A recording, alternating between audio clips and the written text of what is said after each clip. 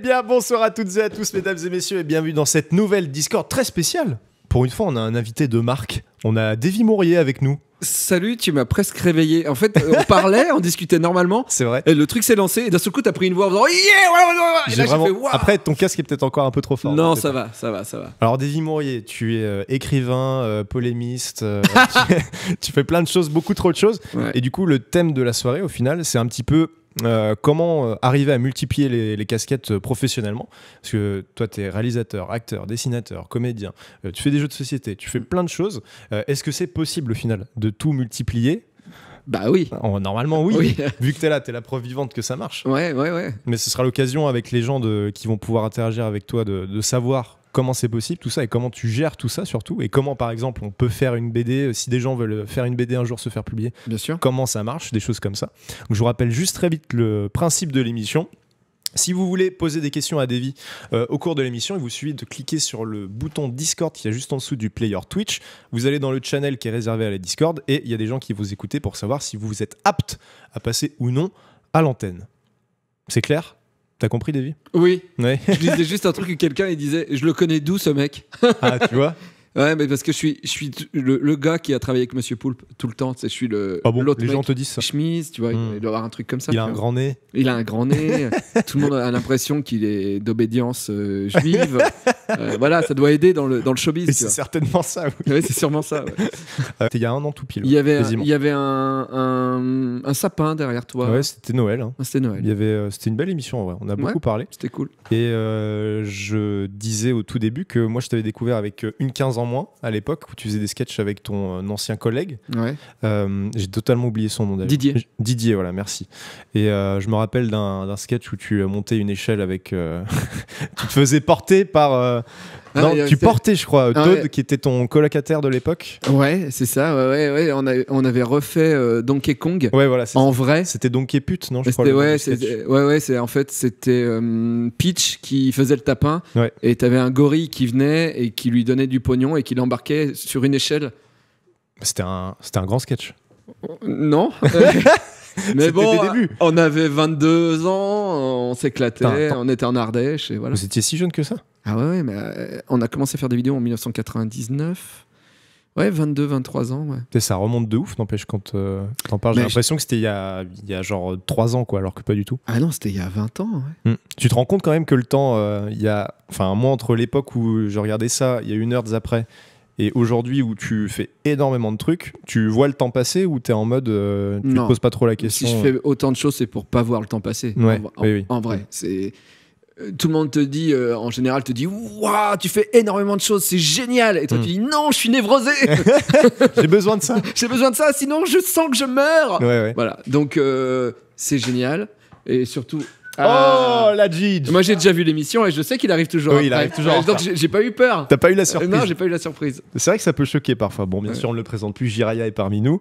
Ah bah justement, maintenant que tout le monde est réuni, j'ai des cadeaux pour vous. Ah oui, c'est vrai que tu m'as dit parce que je suis un mec gentil. Oh, t'es trop gentil. Mais vu que je suis un connard, j'ai pas assez de cadeaux. Ah. Donc du coup, j'ai soit la petite mort 4 qui sort demain. Et qui n'est pas encore en avant-première. Je vais l'acheter. Moi, je veux bien celle-là, par contre. Et Alain au Pays des Merveilles, la BD que j'ai fait avec Poulpe. Voilà. Qui est sorti il y a une semaine. Moi, toi, tu veux Alain? Je te laisse le choix. Et donc, tu as la petite mort 4. Merci. Voilà. Merci c'est bien beaucoup. la première fois qu'on nous fait des cadeaux. C'est oui, parce que Bat et Gaël, à part nous péter la gueule, ils ont rien fait. Oui, à part vendre leur BD pourri, là, ils ont rien fait. Alors. Ils ont pas amené leur BD? Eh ben, si, mais si, ils l'ont amené dans le récap. Ils ont fait la promo. Ils ont fait la promo. Merci beaucoup. De rien. Bah, du coup, je fais la promo un peu aussi. Non, mais c'est normal. On est là pour ça aussi. Toi, Gigi, juste par curiosité, tu l'avais connu comment, Davy, à l'époque? Nerds. Et j'ai une photo, putain, je l'ai pas ramenée. Je peux la retrouver tout à l'heure. J'ai une photo floue. Toulouse Game Show, sûrement 2010 de tous les deux. Et je vais la retrouver pendant que Parce que c'est sur Facebook. C'est sur Facebook et je n'ai pas Facebook sur ce téléphone. Et donc tu es toulousain à la base et t'étais au TGS? Absolument pas, je suis du Sud. Je faisais mes études à Montpellier. Il y avait le TGS qui pour moi est un des meilleurs salons qu'on a en France. absolument pas comparable à la Paris Games Week. C'est autre chose. Et ouais, absolument rien à voir.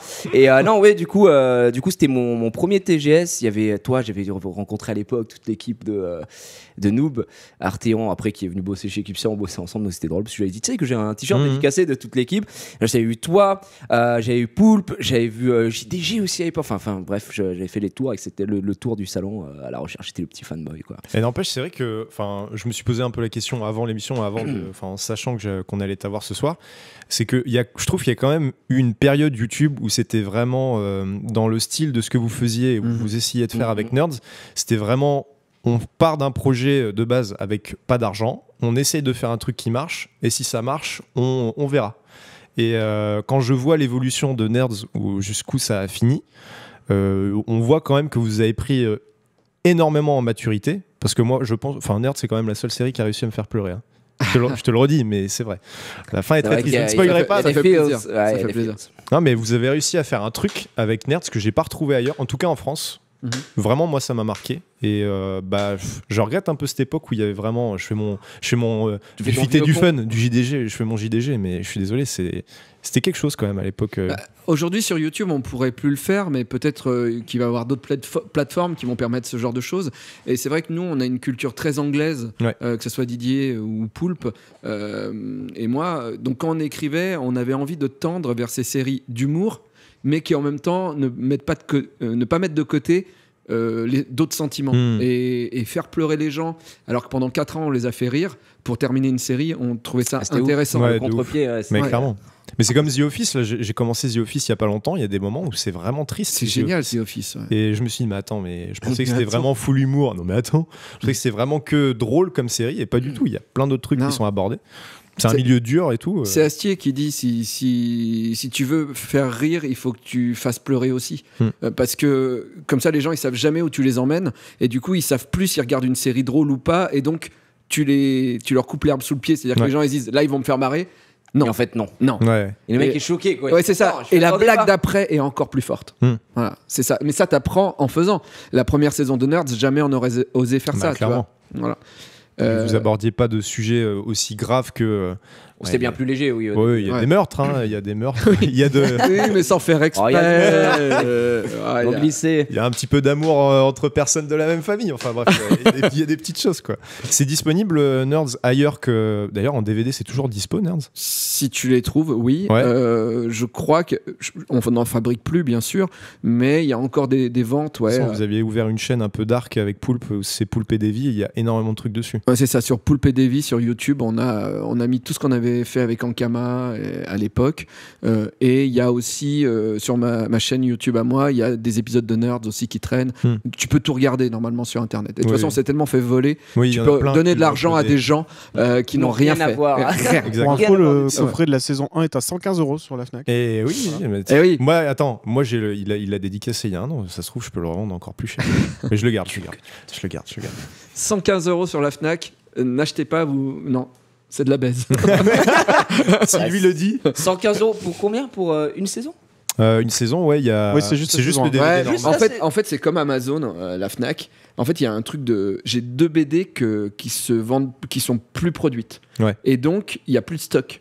Et en fait, c'est un ordinateur qui calcule le truc. Et il se dit, il y a plus de stock et il y a de la demande. Donc, du coup, le prix augmente. Et j'ai vu certaines de mes BD qui normalement coûtent 20 balles. 20 balles, ouais. À 150 €. À ce point-là? Eh oui. Ah oui. Ah ouais. Oui, mais il faut pas le faire parce qu'en fait, c'est l'ordinateur qui sait pas. C'est pas un collectionneur qui te dit ouh, ça vaut tant, c'est pas eBay, tu vois. Voilà. Alors que là, j'ai l'intégrale de la saison 2 pour 19 balles. Et bah voilà. Oui. C'est quand même la différence, c'est assez insane. C'est ça, il vaut mieux chercher 2 fois. Va sur le bon coin avant. Peut-être que sur le bon coin, tu vas trouver un truc moins cher. Ouais. On est d'accord. Il y a une question que je voulais te poser. C'est vrai que après Nerds, il y a eu le Golden Show, il y a aussi J'irai Lolé avant, tu as fait Karate Boy avec Poulpe aussi.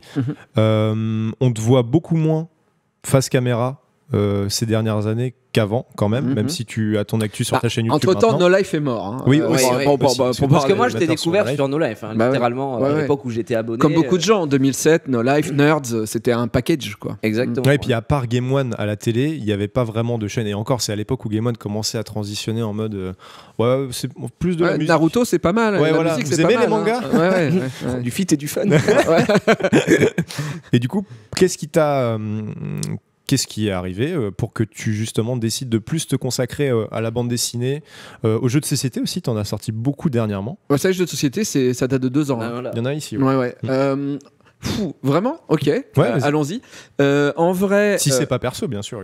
Ça mélange les deux, mais moi, il n'y a pas de problème. En gros, si tu veux. Nous, on était là au début avec Poulpe, avec François Descraques, avec Didier, et on a vu YouTube se créer. Quoi. Ouais. Et c'était fun, c'était cool, parce que y avait tout à faire. Et puis, on est arrivé à faire le Golden Show. Et le Golden Show... Qui était quand même... Enfin, niveau production, franchement, c'était assez ouf ce qui était mis en place. On était hyper fiers, et pourtant, c'était 5 mecs dans une cave, et après 5 mecs et une meuf dans une cave. et oui, c'est un film, je crois que sur Pornhub... il doit y avoir. Tu peux citer. Voilà. Et donc, du coup, on a fait ça dans notre coin, et avec un peu d'argent dans Kama, mais pas tant. Et on a fait un truc qui marchait de ouf. Ouais. Et de là, Canal+ nous ont démarché. De là, Golden Show a donné quelque part Golden Moustache. C'était voulu, ça? Non, on s'est fait piquer le nom voilà. par M6. T'as eu Studio Bagel qui est arrivé derrière. Et d'un seul coup, le web, c'est de l'humour, c'est professionnalisé. Et on a cherché à trouver notre place là-dedans. Certains l'ont trouvé, comme Poulpe, par exemple. François et moi, on a été un peu moins... Vous avez été mis de côté ou c'est vous qui vous êtes écarté? Non, moi au début je faisais partie de Golden Moustache, tu vois, parce que je trouvais plus ma place dans le Golden que chez Bagel, parce qu'il y avait un côté un peu plus arty. Ouais, je vois ce que tu veux dire. Mais j'ai pas trouvé ma place. François, lui, après, a fait ses trucs un peu de son côté. Moi, en vrai, j'ai trouvé ma place plus tard avec France Télévisions, avec Studio 4, mais c'était beaucoup moins vu. Mais on avait une liberté qui m'intéressait. Moi, c'est ce que je cherchais sur le web, c'était la liberté. À partir du moment où j'ai eu l'impression que je l'avais moins, ça m'a un petit peu... bridé vers plus de l'acting ou rentrer dans un format. Ouais, et puis surtout quand t'as des marques qui demandent d'enlever des blagues, des choses comme ça. Ça, c'est terrible. De toute façon, nous, on est dedans, donc on sait très bien comment c'est. Non, mais de toute façon, parce qu'aujourd'hui, le web fonctionne comme ça. Et donc, du coup, ça m'a un peu déplu.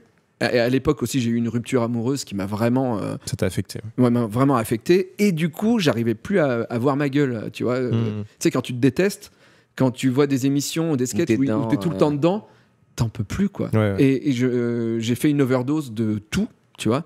Et la BD, c'était super. Parce qu'au même moment, j'avais La Petite Mort, le tome 1, qui s'est mis à... En fait, ça a marché. En une semaine, on a tout vendu. On a réimprimé. On a tout vendu. On a réimprimé. Là, aujourd'hui, on est à la 6e réimpression de la BD. On est au dessin animé qui fait... Je crois que la dernière fois, j'ai eu... si tu cumules tous les épisodes, t'es à 10 millions de vues. C'est vachement bien. De la série. La saison 3 arrive bientôt. Donc, en fait, je me suis fait happer par La Petite Mort. Et La Petite Mort m'a maintenu en vie, en fait, pendant 2-3 ans. C'est parallèle. Et puis, je me suis reconstruit grâce à la bande dessinée.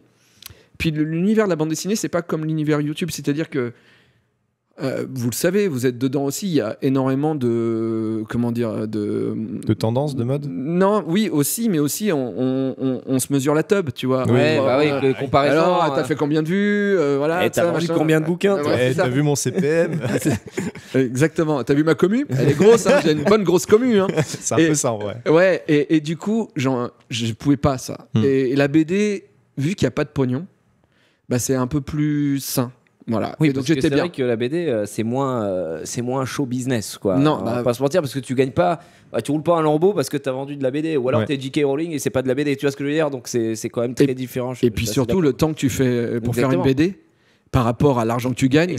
C'est de la baise. Oui, est-ce que tu peux donner un ordre de chiffre? Ça dépend vraiment de si t'es un auteur connu. Parce que on va pas se mentir, Titeuf Zep, vend pas pareil. Zep, il est bien. Oui, je pense qu'il est bien. Il vit en Suisse, il fait des clips de Renault, donc. Oui, voilà. Il a une Twingo. Il essaye de sauver un clip de Renault. Oui. Et en vrai. bah ça on peut en parler. Quand tu commences, moi ma première BD, je crois que j'ai touché 1 000 €, ma première BD. Ouais. Mais j'ai tout fait. C'est-à-dire que j'ai même appelé l'imprimeur. Ah oui, d'accord. Donc c'était une petite boîte, indépendant quoi, C'était entre des guillemets. Début à la fin. C'était des meufs qui lançaient leur maison d'édition. Elles m'ont épaulé et tout ça, mais c'est vrai qu'on commençait tous en même temps. Donc du coup, elles me corrigeaient mes fautes parce que je sais pas écrire, voilà, travailler à l'école. Et du coup, j'ai appelé l'imprimeur. Vu que j'étais graphiste, ça m'aidait. Et j'ai tout fait, quasiment la BD. J'ai envoyé à l'imprimeur, etc. Ce qui fait que ma première BD, sur la couve, il y avait une lettre qui manquait. Donc dans le titre, tu vois, c'est une fois une fille que j'ai rencontrée 2 fois. Voilà. Et du coup, ça, j'avais touché 1 000 balles pour tout. Puis peu à peu. C'est pas beaucoup. Hein. Mais tu dis, t'as touché 1 000 balles, parce que là, les gens vont pas comprendre. Tu vois, t'as touché 1 000 balles pour tout le processus, et ensuite, sur les ventes des BD, tu touches rien derrière, ou tu cèdes tes droits d'auteur. Ça a l'air d'être très compliqué. On va perdre les gens. Je vais Vous êtes prêts? quelques détails Ouais. avant que tu interviennes. Dans le livre, un auteur est payé en général 8% du prix hors taxe vendu jusqu'à 10 000 exemplaires vendus. Donc ça fait genre même pas 1 € sur un livre. Et ensuite en BD, il faut ensuite rajouter, vu qu'ils sont plusieurs à faire la BD, t'as pas juste le scénariste, l'auteur. Il y a le scénariste, le dessinateur, le coloriste quand il y en a un, donc tu divises encore et encore et encore. Ah, mais Davy, il fait tout. Alors oui, et attends, parce que là, t'as pas parlé de l'avaloir. Parce que en vrai, aujourd'hui, on va s'asseoir. asseyez-vous. L'animal. Je vais essayer de pas être trop chiant, donc je vais mettre de temps en temps le mot bit. D'accord ? Vas-y. Ok, on est parti. Donc, en gros, l'éditeur est intéressé par ta bande dessinée. Imaginons que c'est Alain au Pays des Merveilles. Ok, j'aime bien ta BD, je pense que je vais en vendre. Attention, aujourd'hui, les chiffres de vente des bandes dessinées, bit, il y en a très très peu. Donc, je pense que je vais en vendre 4 000. Donc, je calcule dans ma tête d'éditeur, je me dis, ils sont quand même 3 à faire la BD, je peux pas leur donner que 4 000 € pour faire l'album, bit. Donc, du coup, je vais essayer de leur donner un peu plus. Allez, je leur donne 10 000 €. Ça, c'est un avaloir. Donc, c'est de l'argent que l'éditeur te donne. Que tu dois rendre ensuite. Non. Quoi qu'il arrive, tu as cette thune. C'est l'inverse. Quoi qu'il arrive, tu as cette thune. Bit. Tu remplis un contrat. Tac, tac, tac. Donc, souvent, le dessinateur gagne plus que les scénaristes parce que, bit, le dessinateur va travailler plus longtemps que les scénaristes. Bit. Voilà. Donc, les 2 scénaristes, on va dire, là, si on est parti sur un budget à 10 000, les 2 scénaristes vont se faire 1 000 € chacun. Et le dessinateur prend le reste. Ok. C'est marrant comme fonctionnement. Enfin, Et donc, on signe un contrat qui dit que si on vend 8 000 exemplaires, on touche 8% sur les ventes quand on a remboursé cet avaloir. C'est-à-dire que quand l'éditeur aura gagné, pour moi, scénariste, 1 000 €, à partir de ce moment-là, je vais toucher un pourcentage dessus. Et quand l'éditeur aura gagné donc les 10 000 €, tout le monde va gagner 8% sur l'album. 8, 10, 12% selon les ventes. Au-delà de 15 000, c'est 12%. Et j'ai fait dans ma vie 22 bandes dessinées en 10 ans.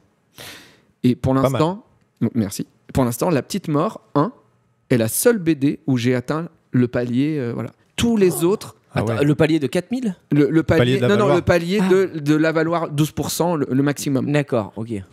Toutes les autres BD n'ont jamais atteint ce palier-là. Et pour terminer sur les avaloirs, détails supplémentaires, je sais pas où regarder quand tu parles, c'est horrible. Nulle part. Regardez, je suis en bas en petit. C'est magique. La moitié des auteurs ne touchent pas de avaloir. Oui. Et 22% n'en touchent jamais. Exactement. C'est quand même incroyable. Et pour 38% des auteurs, le dernier avaloir était à moins de 1 500. Oui. Donc ça fait très peu. Et c'est un métier, auteur de bande dessinée, c'est un métier où... passionné. Ouais, voilà. La plupart des auteurs vivent sous le seuil de pauvreté. Et je crois qu'en France, 80%, je vais dire une connerie peut-être, mais 80% de la fabrication de BD se vend à moins de 1 000 exemplaires. C'est dingue. Donc ça veut dire que c'est un échec, que c'est une perte sèche pour l'éditeur. Et puis pour le gars qui a bossé 1 an ou 2 ans sur une BD, c'est horrible de se dire, t'as mis ta rage dans l'album sort et tout le monde s'en fout. Et des fois, tu sais pas pourquoi, pouf. Parce que tu le prévoyais pas du tout, le succès de La Petite Mort. Il y avait des mecs qui venaient en dédicace, ils avaient un tatouage de La Petite Mort alors que la BD n'était pas sortie. Donc, donc déjà, je trouvais ça un peu chelou. mais garçon. Mais de là à vendre quasiment 35 000 exemplaires d'une BD, non, j'aurais jamais cru. Ouais, non. Voilà. Voilà pour les bandes dessinées. Bit, j'ai oublié de dire bit, double bit, bien ajouté à la fin. Voilà. Et au niveau des jeux de société, du coup, c'est différent. C'est similaire ou il y a... Il y a un avaloir aussi et des pourcentages aussi, donc c'est exactement la même chose, sauf que ça paye beaucoup moins qu'une BD, parce que aussi tu mets beaucoup moins de temps pour faire un jeu de société. En gros, un jeu de société, des trucs de quiz, c'est 2000 balles, 3000 balles, tu vois. Mais ça coûte plus cher à fabriquer, non ? Un jeu de société par exemple, ça dépend. Le jeu de société qu'on voit dans le fond de la petite mort, le jeu de la petite mort plus cher à faire que ça par exemple. En coût de fabrication, la boîte est quand même très compliquée. Oui, parce que c'est pas. Vu que c'est une forme de cercueil, c'est hyper chiant à fabriquer et c'est hyper chiant pour les vendeurs à mettre en magasin. Ils nous ont détesté. Moi là, par contre, pour le jeu, j'ai touché moins parce que j'étais juste illustrateur. Donc j'ai été payé pour faire des dessins à l'intérieur, mais je n'ai pas créé le concept. Voilà. Mais quand je crée un concept, souvent, c'est 2000 balles, un truc comme ça. Et c'est pour 2 mois de travail, en gros, peut-être, tu vois. C'est quand même énormément d'investissement personnel. Je vais pas dire si peu, mais en vrai, si, quelque part. Quand tu compares... ça dépend, parce que les gens, ils vont se dire, oh, mais c'est beaucoup. Mais en vrai, tu vois, quand tu touches 10 000 € pour une bande dessinée, tu entends 10 000 €. Mais oui, les gens s'arrêtent là. Mais 10 000 € pour 1 an de travail, c'est esquinté, les gars. Faut que tu les divises sur plusieurs mois aussi. Faut que tu vives. Exactement. Moi, c'est pour ça que pour vivre aujourd'hui, je mélange plein de choses. Parce que je suis revenu sur YouTube, tu disais que c'est là où je voulais arriver, que j'étais un peu parti des vidéos, mais maintenant ça va et je reviens à la vidéo. Mais effectivement, je fais 3-4 BD par an et 2 jeux de société pour être à l'équilibre, pour pouvoir payer des croquettes à mon chat, pour pouvoir faire des vidéos YouTube qui me coûtent de l'argent. Même si les gens, j'ai un Tipeee qui marche plutôt bien, mais je paye mon monteur, mon cadreur, parce que tout travail mérite salaire. Mais du coup, moi, je travaille à côté pour pouvoir m'amuser.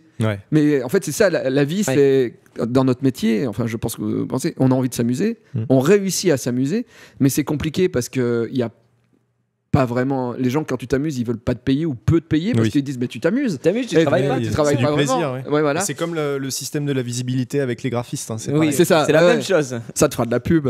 Je te mettrai en première ligne de ma description YouTube. Que tout le monde lit. Tu parlais de Tipeee, petite question. Est-ce que le crowdfunding a quand même changé quelque chose dans tous ces domaines, puisque tu as touché un peu à la BD, aux jeux de société qui sont beaucoup couverts par Kickstarter notamment? Ouais. Alors moi, pour l'instant, j'ai toujours pas fait Kickstarter. Là, j'y pense, mais pour faire de la vidéo. Il y a quelqu'un qui dit, tu vois, 10 000 € sur un an, c'est même pas le SMIC. Oui. Effectivement. Donc moi, je m'y suis pas lancé. Oui, ça change tout, mais pour moi, il y a une grosse problématique. Avec le système du crowdfunding en bande dessinée et en jeu de société, c'est que tu n'intéresseras, ton jeu ou ta BD ne va être lu que par des gens qui te connaissent. Parce que le crowdfunding, c'est génial. C'est-à-dire que les gens, ils payent en avance le jeu et ils vont avoir le jeu. Sauf que ça veut dire que ton jeu ne sera jamais vendu dans des magasins de jeux de société. Ta BD, elle sera jamais à la Fnac. Et ça veut dire que des gens qui ne te connaissent pas vont pas tomber sur l'album en se disant ah tiens, c'est quoi cette BD? Ouais, pour la BD, mais pour le jeu de société, c'est quand même un peu différent parce qu'on a vu, notamment dans le récap, on a déjà Max qui est maintenant en plus juré aux As d'Or, et souvent il présente des Kickstarter de jeux de société. Et qui se vendent quand même après. Et qui se vendent après, justement. Okay. Mais après, c'est de l'inter. Très souvent, c'est des jeux, enfin, pas très souvent, mais des fois, c'est des jeux internationaux. Ou alors, la dernière fois, récemment, je crois que c'était la semaine dernière, un autre jeu de société typiquement français avec des grands jeux français. Et non, c'était pas Gastronogeek, c'était pour autre chose. C'était autre chose. Mais la voix qui sait tout, elle sait pas tout. Ça m'arrive. Là, elle s'est trompée. Mais je sais que c'est aussi un. En gros, ces sites de crowdfunding, ils sont aussi visités par des personnes qui sont pas forcément. Ils vont peut-être tomber au hasard. Mais moi, j'avoue, j'ai un peu le même ressenti que toi, ce côté physique de me dire ah oui, mais moi, mon jeu, il est à la Fnac. À la Fnac, il y a Géraldine qui passe avec ses 2 petits enfants, ils peuvent tomber dessus. Et ça, je suis assez d'accord. Il y a un petit côté, le côté ressenti. En fait, on est toujours en retard par rapport au système de consommation des gens, parce que les créateurs ont, en fait, notre envie de créer vient de notre enfance. C'est-à-dire que Poulpe et moi, on regardait Canal+, on regardait Les Nuls, et donc on a rêvé de télévision toute notre enfance. On est devenu connus grâce à Internet, on était sur Internet, c'est Internet aujourd'hui qui fonctionne, et pourtant, alors qu'on était sur Internet, au moment où on était sur Internet, on rêvait quand même de télévision, parce que c'est ce qu'on avait vu quand on était enfant. Quand je suis arrivé à Delcourt, et que j'ai voulu faire La Petite Mort, j'avais fait un format comme Tintin, tu vois, un grand format BD.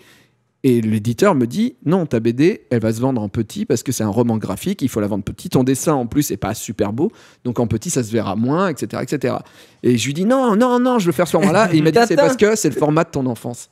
Mais en vrai, réfléchis, est-ce que t'en as vraiment besoin de ce format-là ? Ah non. Ouais. Et en fait, c'est ça. En fait, on est toujours en retard par rapport aux consommations. Et en vrai, tu vois, t'as envie d'être dans une librairie parce que enfant, tu trouvais les BD à la librairie. Exactement. Ouais. Alors que les gamins d'aujourd'hui, ils les commandent sur Internet. Ils commandent sur Internet. Mais oui, c'est ça. En fait, les mentalités ont changé, la façon de consommer aussi. Du coup, tu t'accordes. Mais je comprends tout à fait le fait que tu restes un peu têtu dans ta façon de vouloir faire. Tu as un format que tu vends, un format web, c'est-à-dire un mec qui a pas une Kindle, mais tu vois. Ça existe. Ça existe en PDF. Voilà. L'année dernière, j'ai gagné 3 € sur toutes les ventes. Hein. Et t'en as fait combien ? Beaucoup ? Non, ça se vend que dalle. 10 €, j'en ai vendu 10 000. Non, en vrai, la chance qu'on a, c'est que la BD, les gens ont encore envie de lire une BD. C'est surtout, regarde. Ouais, l'odeur, le truc. Tu sais, ça me rappelle quoi ? L'odeur du magazine Show à l'époque. Oui. Oh, le show. Au Kids Mania. Moi, je disais Kids Mania. Mais et du coup, le CD a perdu ce truc-là, mais le livre, heureusement, on a encore envie de tuer des arbres. Ouais, il y a encore une attache au format. Ouais, c'est ça. Et pour une petite mort, acheter 2 arbres. 2 arbres morts. On déforeste, mec. Avant d'entendre les gens, j'ai une autre question que je voulais te poser. C'est, on t'a revu à la télé il y a pas longtemps sur la nouvelle émission de Poulpe sur Canal. Poulpovision, ouais. Ouais. Est-ce que faire ça, ou par exemple tu parlais de crowdfunding, peut-être que c'est autre chose dans le genre, mais est-ce que ça te donne pas envie de repasser soit devant la caméra ou derrière la caméra pour reproposer du format vidéo autre que sur ta chaîne YouTube ? Si. Plus jouer, plus bien sûr. comme nerd. Non, mais moi j'ai envie de faire du sketch. J'ai envie de faire du sketch. J'ai toujours écrit des web-séries. En ce moment encore, j'écris des web-séries. Mais tu sais, c'est terrible aujourd'hui. C'est-à-dire que je suis reçu. C'est-à-dire que les gens, ils savent que j'ai fait des choses. Ils savent que je peux être bankable. Tu vois, avec La Petite Mort en dessin animé, qui a eu beaucoup de millions de vues. Donc, en tant que scénariste, j'ai ma place. Même si je fais énormément de fautes d'orthographe. Apprenez à l'école. Et donc, du coup, je suis reçu. Je fais des projets, je suis payé, mais les projets se font pas. Et c'est un truc hyper frustrant. Mais oui, c'est-à-dire que tu développes toute une série, tu as 10 épisodes, tout est écrit, dialogué, et au final, les gens, ils font « Ah oui, mais non, en fait, on va pas faire non, ça. » Voilà. Mais tu peux pas le faire parce qu'eux, ils le gardent parce qu'ils t'ont payé à l'écriture. Ce sont toujours les gens avec le fric qui cassent les couilles, en fait. Donc, c'est vrai que c'est pour ça que je suis revenu sur YouTube. C'est parce qu'en vrai, maintenant, il y a des trucs que je me dis, ça, ok, je vais essayer de le vendre parce que j'aurai jamais assez d'argent pour pouvoir le faire. Et puis, il y a des trucs où je dis, non, ça, je vais le faire parce que je veux que ça existe. Et tant pis si c'est un peu moins bien fait, mais en tout cas, ça va exister, ça va être sur Internet, comme Bad News ou des trucs qu'on veut faire dans les mois à venir, des séries où je vais peut-être faire des crowdfunding ou des choses comme ça. Okay. Mais c'est vrai que tu es toujours à l'équilibre à te dire, comment je fais ? Là, par exemple, j'avais développé une série, bon, je vais pas dire ce que c'est pour Splash. Au dernier, j'ai été payé. Et puis, finalement, ils ont dit on fait plus de séries. Ok. Et là, maintenant, ça, on va le développer en long métrage. Donc, c'est génial. Je travaille sur un long métrage. Mais c'est toi qui gères tout, du coup. Là, j'ai eu un co-scénariste. J'avais Flaubert avec moi pour la série. Je vais avoir une co-scénariste pour le développer en long métrage. Mais je ne sais pas si ça va exister. C'est-à-dire que je sais combien je vais te payer et je sais que ça fait 2 ans que j'ai eu cette idée. C'est-à-dire que ça part, t'imagines, hein, t'écris sur un post-it, tu fais « Je pense que c'est une bonne idée ». Les gens te font « Oui, c'est une bonne idée ». Tu fais « Génial !» 2 ans plus tard. Alors, on va faire un long métrage, on va te payer pour, mais peut-être que ça ne sortira jamais. Et du coup, je fais de la BD, parce que la BD, en vrai... Ça sort. C'est 3 personnes, quoi. Ça tient que de toi, au final. C'est ça, il y a moins de gens, en fait. Et tu tout seul sur La Petite Mort ? La Petite Mort, je fais tout seul. Ouais. Tout seul. Pas le dessin animé, attention. Le dessin animé, il y a tout plein de gens. La bande dessinée, ouais, je suis tout seul. Ouais. D'accord. Ouais. Quel travail.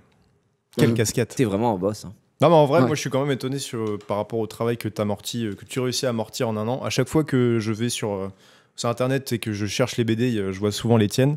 Et t'as toujours de l'actu. Donc, tous les 2 mois, j'ai une BD qui sort. Je suis un salon, je sors ça. Ouais. Et je trouve ça quand même... Enfin, moi, je suis content de voir ta progression là-dessus. Parce que c'est vrai que quand à l'époque, je regardais Nerds, par exemple, et je voyais ton évolution avec Jiré Lolé et tout, à un moment, quand tu t'es enfermé dans Golden Show, un moment, je me suis dit, qu'est-ce qu'ils vont faire après? Est-ce que ça va bien continuer, ça va pas marcher et tout? Et au final, tu as réussi à rebondir avec ça et tu refais encore des apparitions, tout ça. Donc, franchement, bien joué. C'est très, très propre. Merci. J'essaye d'être propre. Je suis propre depuis mes 3 ans. Non, mais j'attends, tu sais, je vieillis, donc à un moment, je vais plus être propre. Hein, ça, je le sais. C'est vrai. Profiter au max. Moi, je commence à me poser des questions pour mes grands-parents. C'est compliqué. Ah, t'as acheté des couches, là? Non, mais ça Format va venir. adulte. Ça va venir. Ouais. Ça arrive à chaque fois. J'ai déjà essayé les couches format adulte. C'est vrai? Ouais, je me suis dit pourquoi pas essayer. Pourquoi pas? Après, tu mets ta bite dans la maillot. Donc... tu as des enfants? Alors tu dis ça? Non, j'ai pas de Non, gosse. ouais. J'ai pas le temps. Mais non, mais c'est vrai. Non, mais c'est vrai, je jouis toujours à côté, tu vois. Je suis déjà parti sur autre chose, tu vois. La team retrait. La team Rocket. Rocket, mais en dehors. Captain Orgasme. Bon, on va pouvoir vous écouter, mesdames et messieurs. On pourrait avoir... alors, je sais pas comment ça se prononce, mais c'est un joli prénom. C'est David Dofus. Ouais, c'est moi. Ouais. Il a le 28 mercredi, ans, tu il me a voyais. Vitry. Arthur. Arthur, ok. Est-ce qu'il est là? Arthur. Allô? Mais je te connais par cœur, toi. Arthur? Il est mute. Ah, il est mute. Il est peut-être Oui. sur le replay. Ça y est. Ah, allô? Arthur. Arthur. Comment tu vas? C'est toi, Arthur, Ouais. que je connais. Oui, c'est moi. Bah, comment Ouais. tu vas? On va vous laisser. Ça va. On Attends, va là, avoir, j'ai le truc en double, faut que je coupe le on stream, va avoir je la crois. mère de Bah Davy ouais. qui va appeler après. Oui. Non, mais c'est un. Tu me Ouais, suis voilà. depuis combien d'années? Non, on se connaît pas. Enfin, on se connaît. Enfin, Tu connais Et- son pseudo, quoi. On Bah, s'est ouais. vu, quoi. ah Voilà. bah, on s'est vu grave. T'as même fait des sketchs aussi. T'as essayé de faire du sketch et tout. T'as essayé, c'est mauvais ouais. signe, Arthur. On a essayé. Bah, t'as vu ces sketchs? Voilà. Non. Bah voilà. Qu'est-ce que tu voulais lui Ouais, demander, c'est ça le Arthur? problème. Bah, c'était YouTube, quoi. Bah, justement, je voulais parler de YouTube parce que je connais un peu. On en a un petit peu parlé avec Davy. Et du coup, je voulais savoir un petit peu comment tu ressentais ta remontée sur YouTube aujourd'hui Bah ça, avec ta chaîne. bah, ça fait méga plaisir. C'est vrai que j'ai senti, en fait, disparaître 6 mois d'Internet, c'est comme disparaître 4 ans de la télévision. Ah oui. C'est-à-dire que tu n'existes plus, tu disparais.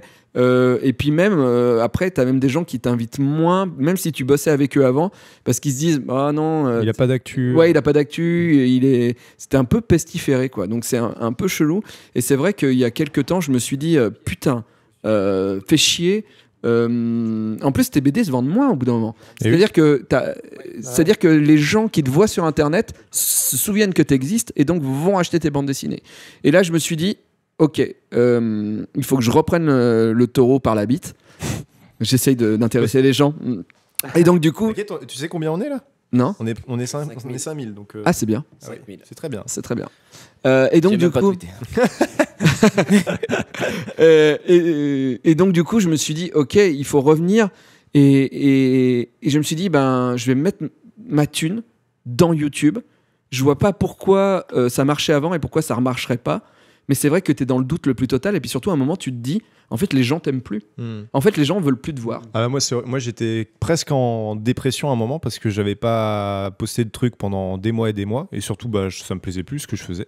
Du coup j'ai voulu changer d'un coup et c'est dur quand t'es dans une boucle où toi-même tu te dis ah ouais mais si je fais ça est-ce que les gens vont regarder? Ouais. Non, ça va pas marcher.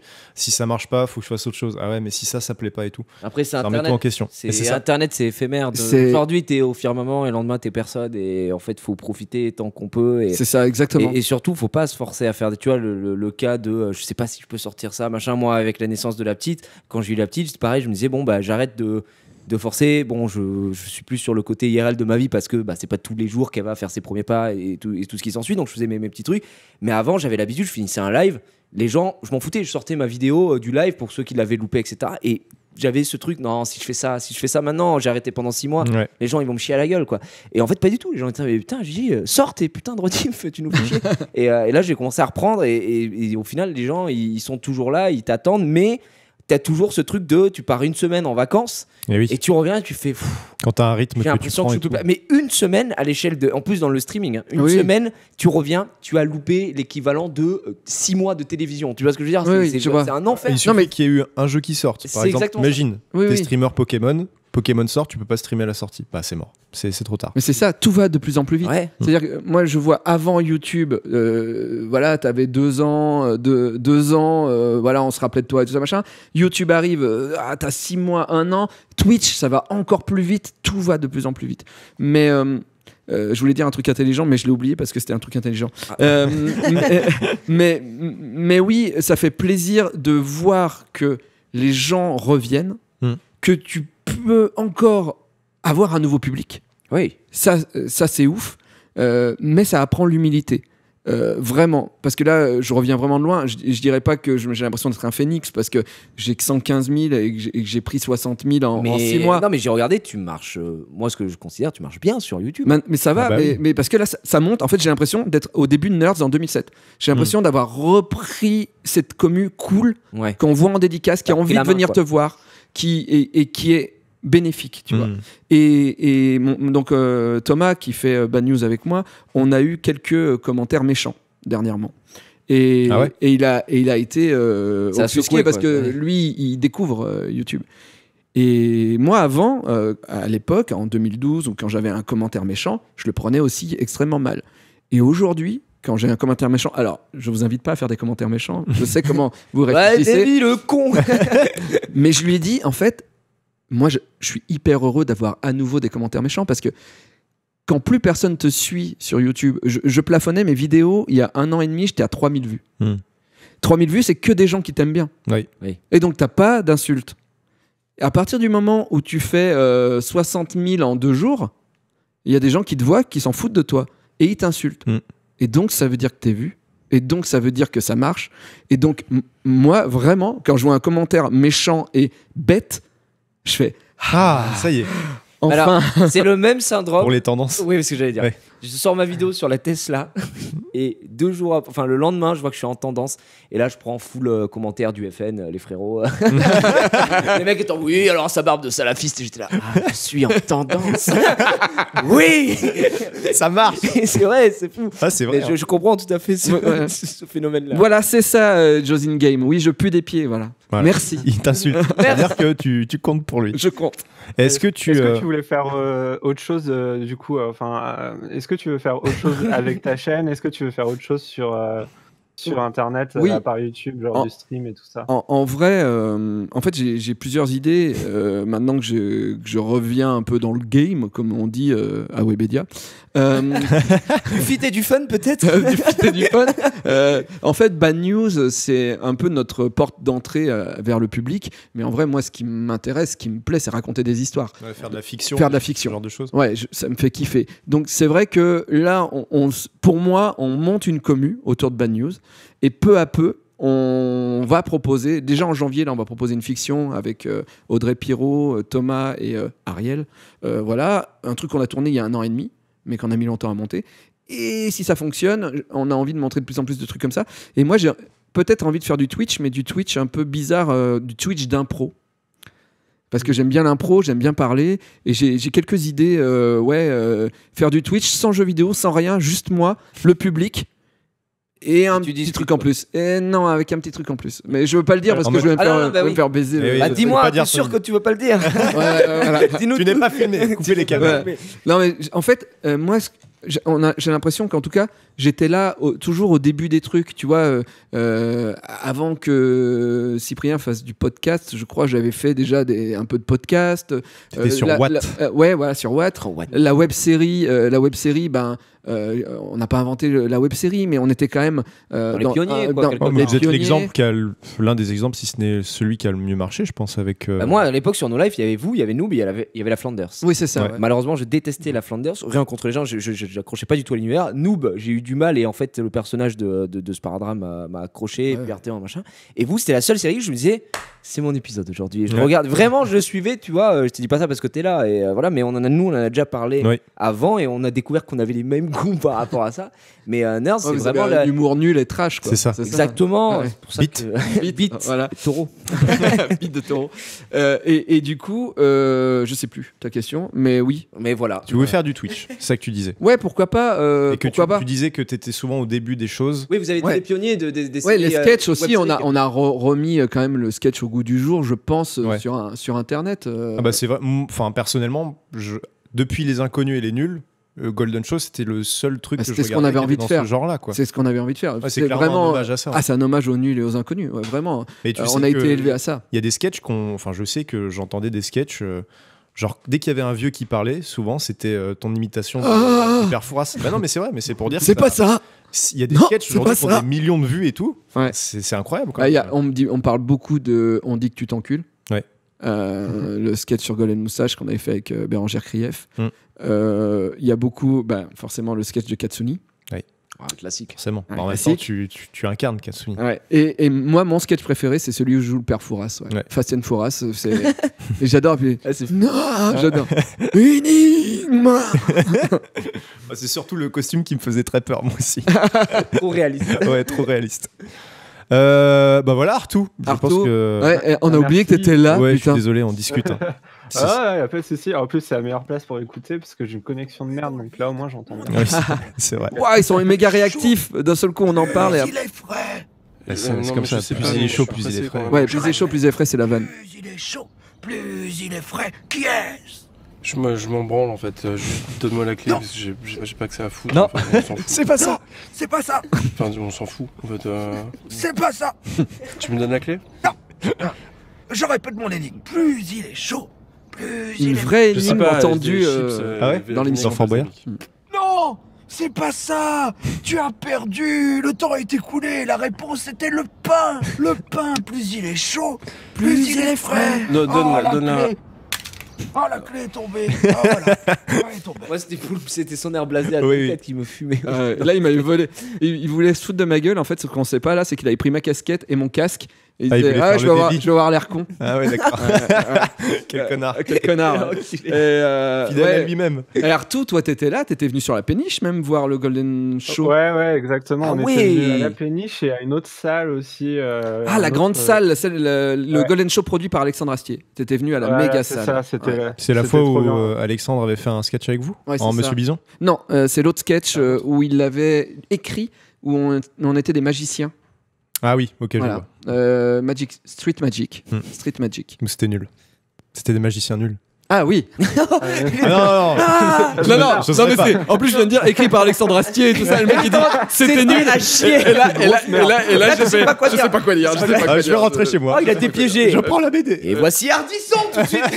Mais tu vas bien Arthur, ça va la vie? Bah ouais, ça va. Je fais des trucs complètement différents. J'ai une marque de fringues, mais c'est cool. Ah c'est cool. Très bien. Voilà.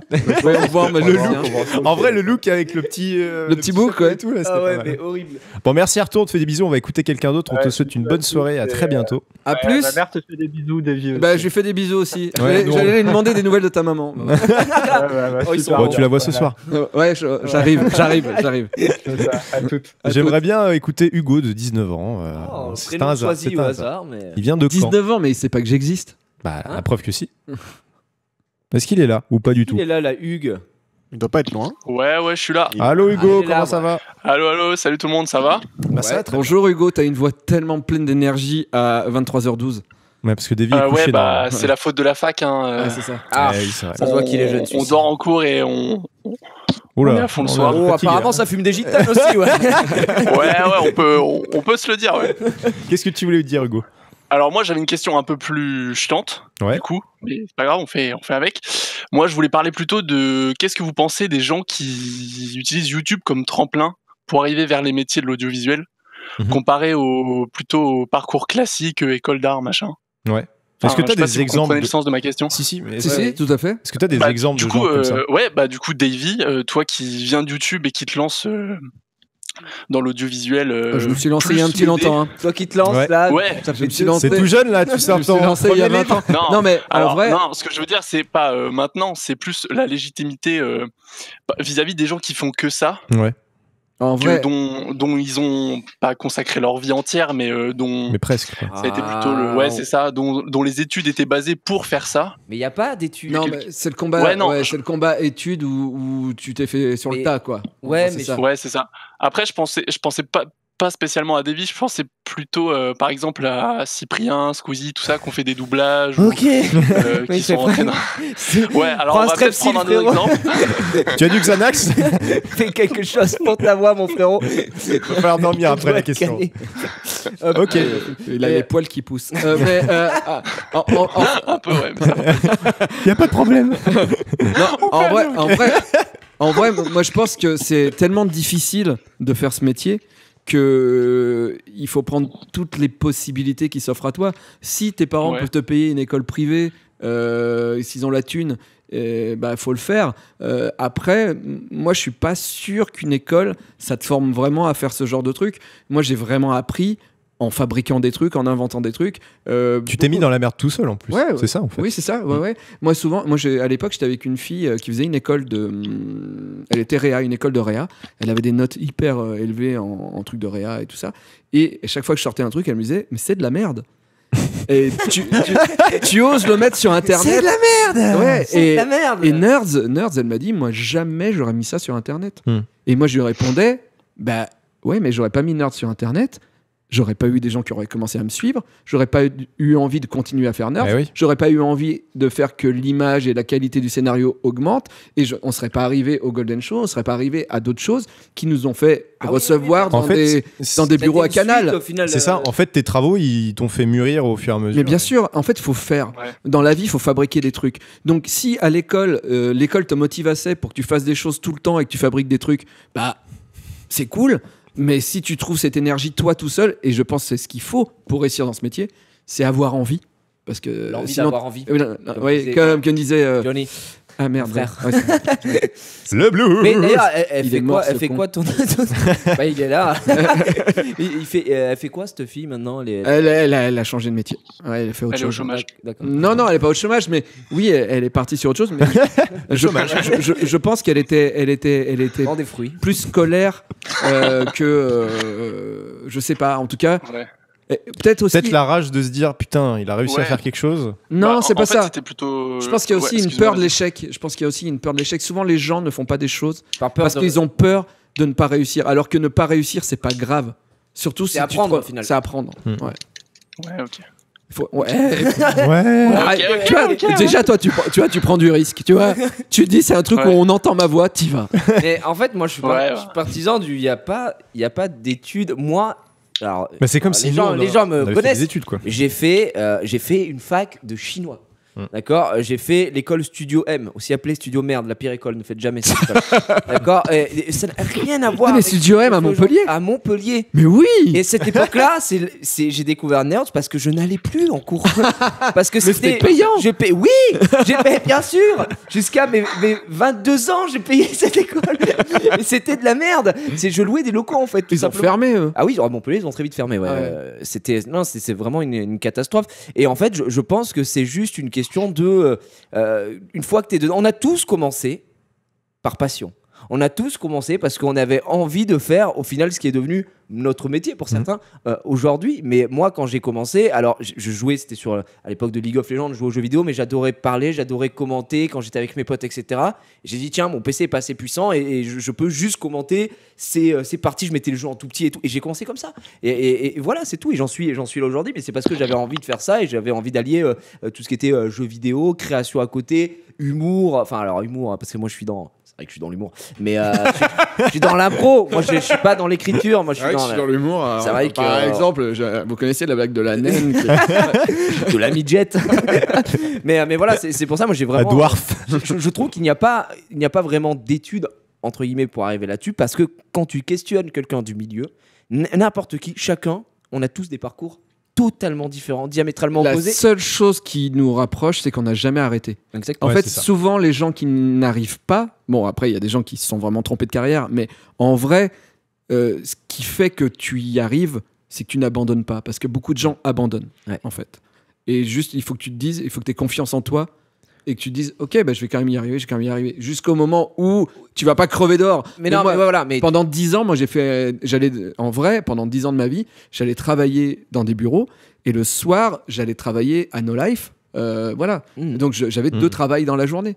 Je faisais 2 fois 8 heures. Moi, je faisais mes études, je rentrais le soir, je streamais, et le lendemain matin, j'allais manger au Resto du Cœur. Et je veux dire, tu vois, on avait ce parcours-là qui a duré 3 ans, et on était, c'était pas la traversée du désert et tout, mais juste tu kiffais. Et un jour, t'as des opportunités qui se présentent à toi. Mais j'ai juste envie de nuancer par contre mon propos, c'est que moi, c'était nous, un peu tous, c'était fin des années 2000, début des années 2000, voilà. Internet n'était pas ce qu'il est aujourd'hui. Maintenant, je trouve que c'est vrai que c'est beaucoup plus difficile, on va pas se mentir, à moins d'avoir la bonne idée, machin. C'est vrai que c'est des secteurs qui sont quand même assez bouchés. Il y a beaucoup de demandes, voilà, beaucoup d'appelés, très peu d'élus. La bonne idée, le bon mais piston. mais à l'époque, comme ça n'existait pas, c'était les premiers. Et on a l'immense chance d'avoir débuté. On avait tout à construire en fait à cette époque-là, et je pense qu'aujourd'hui c'est encore possible. C'est un peu plus compliqué, mais quand on en veut, on peut. Je trouve. C'est parce que vous étiez les premiers sur votre plateforme. Aussi, c'est pareil sur YouTube, sur Twitch, les Instagrammeuses célèbres sur Instagram, c'est pareil.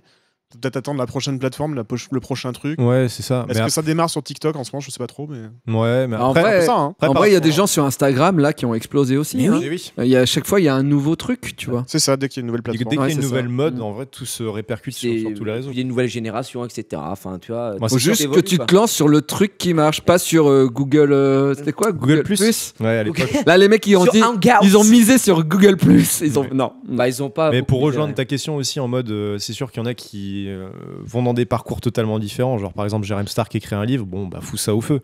Mais par contre, des gens qui. Des gens qui ont mûri leur truc, un peu comme nous, au final, pendant des années, et qui ont réussi à tester des trucs à droite à gauche, bah, je me dis, on est quand même un peu.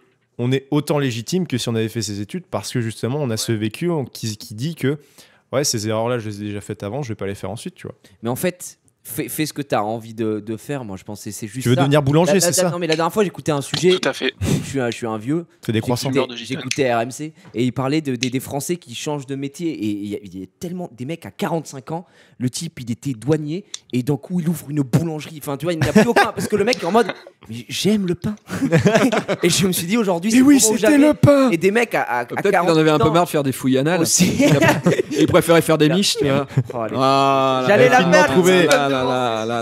Mais voilà, je veux dire, en fait, du moment que tu fais ce que tu as envie de faire, alors je suis d'accord, il y a des jobs alimentaires à faire comme tout le monde. Moi, j'ai été Riper, comme j'aime le dire, comme ça, c'est très stylé parce que Reaper, c'est un peu nul à chier derrière. Tu ripais des DVD? Non, j'étais juste derrière une poubelle en train de les ramasser. Ah oui, d'accord. C'est ça, Reaper. Le métier de mon papa, moi j'ai vu ça toute mon enfance. Je te jure que c'était les 2 meilleurs mois de ma vie parce que t'es qu'avec des mecs super cool, j'ai rigolé machin, alors j'ai pas fait ça toute ma vie, mais voilà, il y a pas de sous-métier, tu fais des jobs alimentaires et puis petit à petit, après, quand t'arrives à pouvoir te bifurquer et rentrer dans ce milieu-là, saisir ta chance, bah faut le faire et c'est tout. Ouais, clairement. Ouais. Tu as eu ta réponse, Hugo? Ouais, parfait. Bah nickel, tu peux partir. Bah merci, à la prochaine. Allez, va te coucher parce que demain il y a cours. Hein. Et puis un lysopaïne. Ouais, bah au moins 2. Hein. Ouais, ça marche. Allez, salut. Salut, au plaisir. Ciao. J'aimerais bien qu'on écoute Rémi qui vient de Lille. Oh, Rémi. Qui a 21 ans. C'est modérateur. Putain, et qui est modérateur? Mais il vient toutes les semaines, il nous fait chier. Ah, c'est Souzy. Mais... Oh, pas lui. Pas lui. Non, je déconne, vas-y. J'espère que ça va. Je voulais te poser une question, David. Déjà très heureux de t'avoir sur l'émission, je pense déjà pour. C'est lui le producteur de l'émission. C'est la fois qu'il a parlé. Ouais, il nous a dit ça. Merci de l'invitation, Souzy. Ça fait plaisir de te voir sur notre plateau. Vas-y. Alors, moi, je voulais te poser une question par rapport à ton organisation, parce que tu es quand même une personne qui est aux multiples casquettes. Et je trouve quand même compliqué. Je pense que les casquettes de réalisateur, acteur, c'est quand même dessinateur, c'est quand même des domaines qui sont très différents, je trouve. Et je suis quelqu'un aussi un peu comme ça qui est intéressé par beaucoup de choses. Et du coup, moi, j'ai énormément de mal, par exemple. Je fais du puzzle, du point de croix. J'aime beaucoup de choses. Non, mais j'ai vraiment, par exemple, moi, beaucoup de mal à trouver du temps pour faire toutes les choses auxquelles j'ai de l'intérêt, très peu de sommeil, j'ai des problèmes avec mon boulot notamment. Et ça tu joues trop à Candy Crush? Et voilà. Ouais, ça doit être ça. mais j'aimerais savoir ton organisation à toi, si c'est pas trop compliqué dans la vie, par exemple, de conjoindre tout ça, plus ta vie de famille, si t'en as une. Conjointe, je sais pas si c'est un mot. Oui. Ouais, moi, le France, ça fait 8000. Vie de famille, non. En fait, en vrai, faut choisir, je pense, si tu veux faire beaucoup de choses. Donc, du coup, je limite la vie de famille à une petite amie, voilà, et un chat, ce qui est déjà pas mal, et avoir des amis de temps en temps. Mais effectivement, je suis pas du genre à faire une soirée tous les. Ça existe conjoindre? Je sais pas. On a croire que si. Verbe transitif qui veut dire joindre ou conjuguer. Ah bah voilà, bien joué Souzy. Il nous apprend comme quoi travailler à l'école. Et ça devient mon running gag, moi c'est bien. Oui, et du coup oui, je vois peu de gens en vrai. Et même je pense que ça peut même porter préjudice dans le métier, parce que c'est un métier de relation, donc c'est un métier où tu es invité à des cocktails ou des trucs comme ça, et moi je préfère travailler. plutôt que d'aller. Je bois pas d'alcool en fait, et donc du coup, et je danse pas.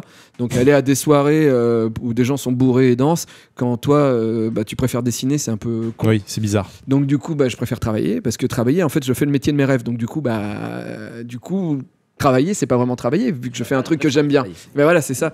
Donc du coup, ma vie tourne autour de mon agenda, et ça commence de 8h du mat à minuit, et en vrai, je passe mon temps à écrire des scénarios, et j'ai un agenda très carré, c'est-à-dire que vraiment, j'ai par heure ce que je dois faire, et j'organise quand même. Ouais, oui, mais j'adore ça. Ouais, t'as une grosse organisation. Ouais, j'adore ça, les plannings. Ouais. Et j'ai la chance de travailler vite. Très sexuel. J'adore Google Agenda. Ah non, mais je peux avoir un orgasme en regardant mon planning et en me disant, cette semaine, j'ai fait tout ça. C'est sur le planning aussi. Je commence à moins le quart. Oh putain, levé dans 4 heures. J'ai changé la caisse du chat. En plus de tout le reste. Ouais. Donc ouais, mais c'est vrai que c'est un peu compliqué parce que des fois, il y a des gens qui te disent. T'es jamais là, ou je te le reproche. Je leur lève le pied un peu. Non, mais je comprends. T'as déjà fait des burn-out? J'aimerais. Non, non, le seul burn-out non, en fait, j'ai fait des dépressions, mais c'est plus des trucs amoureux, plutôt qu'un burn-out de travail. Et quand ma psy me disait attention au burn-out, je riais, parce que ce qui m'a sauvé, c'est le travail. C'est le travail, ouais. Et je vis pour le travail. Ce qui va me perdre, c'est le travail. Mais je pense pas pouvoir faire de burn-out, vu qu'à chaque fois que j'ai eu des soucis dans la vie, c'est le travail qui m'a sauvé, parce que j'ai envie de dessiner, j'ai envie de faire des blagues. Tu vois, même quand il m'arrive des merdes, je suis le premier à m'en servir ou à m'auto-insulter, tu vois. Donc après, tu vis pour le travail, mais tu sais, cette phrase, elle fait très dans la tête des gens, c'est très péjoratif, tu vois. Quand tu parles des Japonais, tu dis nous, on travaille pour vivre, les Japonais vivent pour le travail, tu vois, machin, le fameux cliché, machin. Mais au final, comme tu dis, ton travail quelque part, c'est aussi j'ai pas envie de te dire c'est pas un travail, mais tu le fais avec grand plaisir. C'est un rêve, c'est une passion, c'est génial. Enfin, tu vis de ta passion aussi quelque part, et surtout quand on te dit tout le temps, tu n'y arriveras pas. Oui, alors ça, c'est tu n'y arriveras pas. C'est d'autres gens qui vivent de ce métier-là. Ouais. Et du coup, moi, j'ai l'impression aussi que j'ai ce syndrome-là, c'est-à-dire que t'as pris ta revanche sur la vie, quoi. Enfin, et le syndrome de l'imposteur. C'est ta petite victoire. Non, mais le syndrome de l'imposteur aussi, parce que tu te dis, tout le monde te répète, c'est pas tout le monde qui vit de ça. Toi, tu vis de ça. Du coup, tu fais, putain, je vis de ça. Alors du coup, il faut que je le mérite. Et pour le mériter, c'est-à-dire qu'il faut que je travaille beaucoup. Parce que il faut que je prouve que je mérite de toucher de l'argent en faisant des trucs rigolos. Et donc, dans ta tête, ça crée un truc chelou où tu travailles tout le temps pour valider le fait... dire, je mérite ma place. Je mérite ma place, et en même temps, tu t'amuses, donc c'est très compliqué de s'arrêter. Et c'est vrai... pour te légitimiser, ça existe. Normalement, oui. On va vérifier. Ouais, légitimé ou je sais plus. Le mec sous le bureau qui me touche. Je pense que c'est plus légitimé, ouais, en fait. Légitime-moi un peu. Mais voilà, en tout cas, c'est compliqué. Mais en fait, si t'aimes ton métier, tu. Légitimé. Voilà. Légitimé. Ok. Légitimé. Ouais, c'est J'ai dit quoi? Apparemment, légitimisé. J'ai dit ça? Oui, mais. Allez à l'école. Voilà. Demande je le dis comme un Jedi. L'école. L'école. Est-ce que t'as eu ta réponse, Suzy? Non, franchement, j'ai. Non, tu en non, okay. pas du tout. Non, ça m'a emmerdé. Bah écoute, la semaine prochaine, je suis pas là. Donc, faudra reviens. Je On te fait des bisous en tout cas, Suzy, et bon courage pour la modération. Ouais, Suzy Simer. Moi, pas tout. Voilà. ça fait plaisir. Bon courage pour la modération. Oui, ta gueule. Hunger Game. Il était bien celui-là. Bien joué la régie. Seule fois il peut être banni quelque part. C'est chacun son tour. Bon, on va écouter Julien, 25 ans, Nantes. Nantes. Il n'y a aucun accent comme ça, non. Nantes. Est-ce qu'il est là? Allô, Julien Chies peut-être? Non, pas trop, non. Pardon, Julien. Oh, désolé, Julien. Il est un peu plus vieux, je crois. Oui, c'est vrai. Ta voix, on sent que t'as 2 ans, quoi. Non, mais un petit peu plus quand même. Je crois qu'il a au moins 32. Donc. Allez, on accueille notre nouvelle invité. Il a passé la trentaine, moi pas encore, c'est bon. Donc si on voulait pas te vexer comme ça. Ça t'inquiète, Julien, il n'y a pas de problème. Ah non, mais moi, plus j'approche de la trentaine, moins ça va là. Ah ouais, il y a une violence. Une très violence des propos. Ouais. Qu'est-ce que tu voulais dire, Julien? Non, mais moi je suis David depuis, je sais pas, on va dire 2007. C'était les débuts de Nerds. Ouais. Et ouais, enfin, genre, ça a été la personne que j'ai le plus, genre, je sais pas, de mes 16 ans à mes 17, 18 ans, un truc comme ça. On s'est déjà rencontrés, Julien? Ouais, on s'est rencontrés. Mais tu es fan de Stupéflip? La PGW s'appelait pas. Ouais, aussi, ouais. Oui, d'accord, je me rappelle de toi, je crois. La mémoire des. Ça dépend. Tu vois un prénom. C'était à la. Comment ça s'appelle? À la Festival du jeu vidéo. C'était avant que ça s'appelle la PGW. Oula. Ah ouais, peut-être. Ça date alors. C'était en 2007 ou 2008. Ok, ouais. Et c'est tout. On s'était rencontrés, c'était la cohue, la cohue de fou. À l'époque, ouais. Enfin, d'ailleurs, on s'était fait dégager. Vous étiez sortis un peu précipitamment à la fin. C'était parti en couille. ouais, je crois que. Non, mais en gros, ce qui s'était passé, c'est que moi, j'avais pas eu d'autographe. Genre, j'étais parmi les dernières personnes qui restaient. Et je t'ai envoyé un mail et tout. Ah ouais. Et genre, je sais pas, une semaine après, enfin même pas une semaine après, en fait, t'as publié la dédicace sur ton blog directement, tu sais, en truc du jour, tu sais, tu faisais un truc par jour. Ouais, et je t'ai fait une dédicace après. Et tu m'as fait une dédicace après dans ton post du jour, tu vois. Donc je suis gentil, c'est ça que tu veux dire? Non, mais j'étais refait, du coup, moi je l'ai imprimé, je l'ai mise dans la BD, dans la BD que j'avais achetée. Ah cool. C'était une fille que j'ai rencontrée 2 fois, oui. Et celle où il y avait la faute d'orthographe sur la couverture. Est-ce que tu le revends 115 € sur la Fnac? Mais il y a eu 2 versions ou il y en a eu qu'une du coup? Il y en a une version sans faute, ouais. Après, on l'a réimprimé. Je sais pas laquelle j'ai. C'était où la faute? Je savais même pas qu'il y avait une faute. Sur la tranche, sur le côté. C'est quoi? C'était sur un mot? C'était quoi? Ouais, il manque un O. On est vraiment au top de l'info.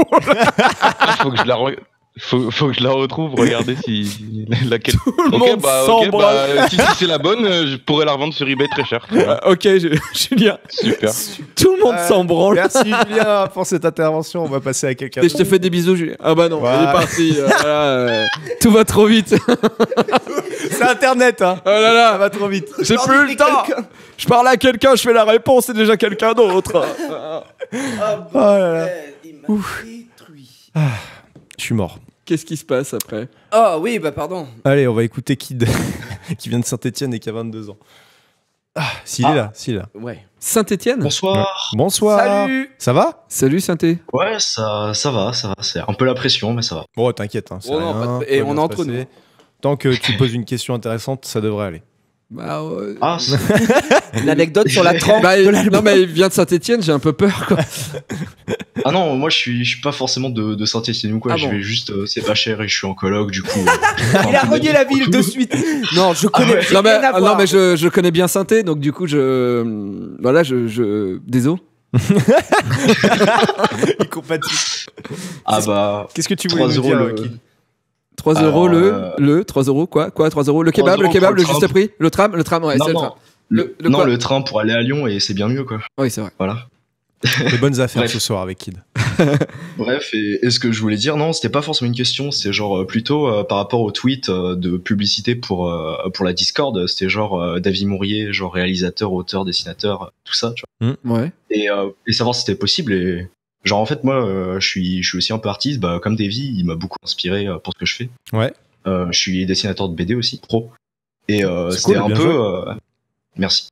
Et c'est un peu possible parce que j'ai l'impression quand même quand t'es artiste, t'es un peu obligé de prendre toutes ces casquettes différentes pour bien travailler et bien savoir ce que tu fais au final. Et c'est pour ça que je pense que en fait c'est possible et c'est un peu limite nécessaire en fait pour faire du bon travail, quoi. Je suis complètement d'accord. À mon avis. Aujourd'hui, j'ai dû faire un boulot pour France Télé de montage parce que c'était méga urgent.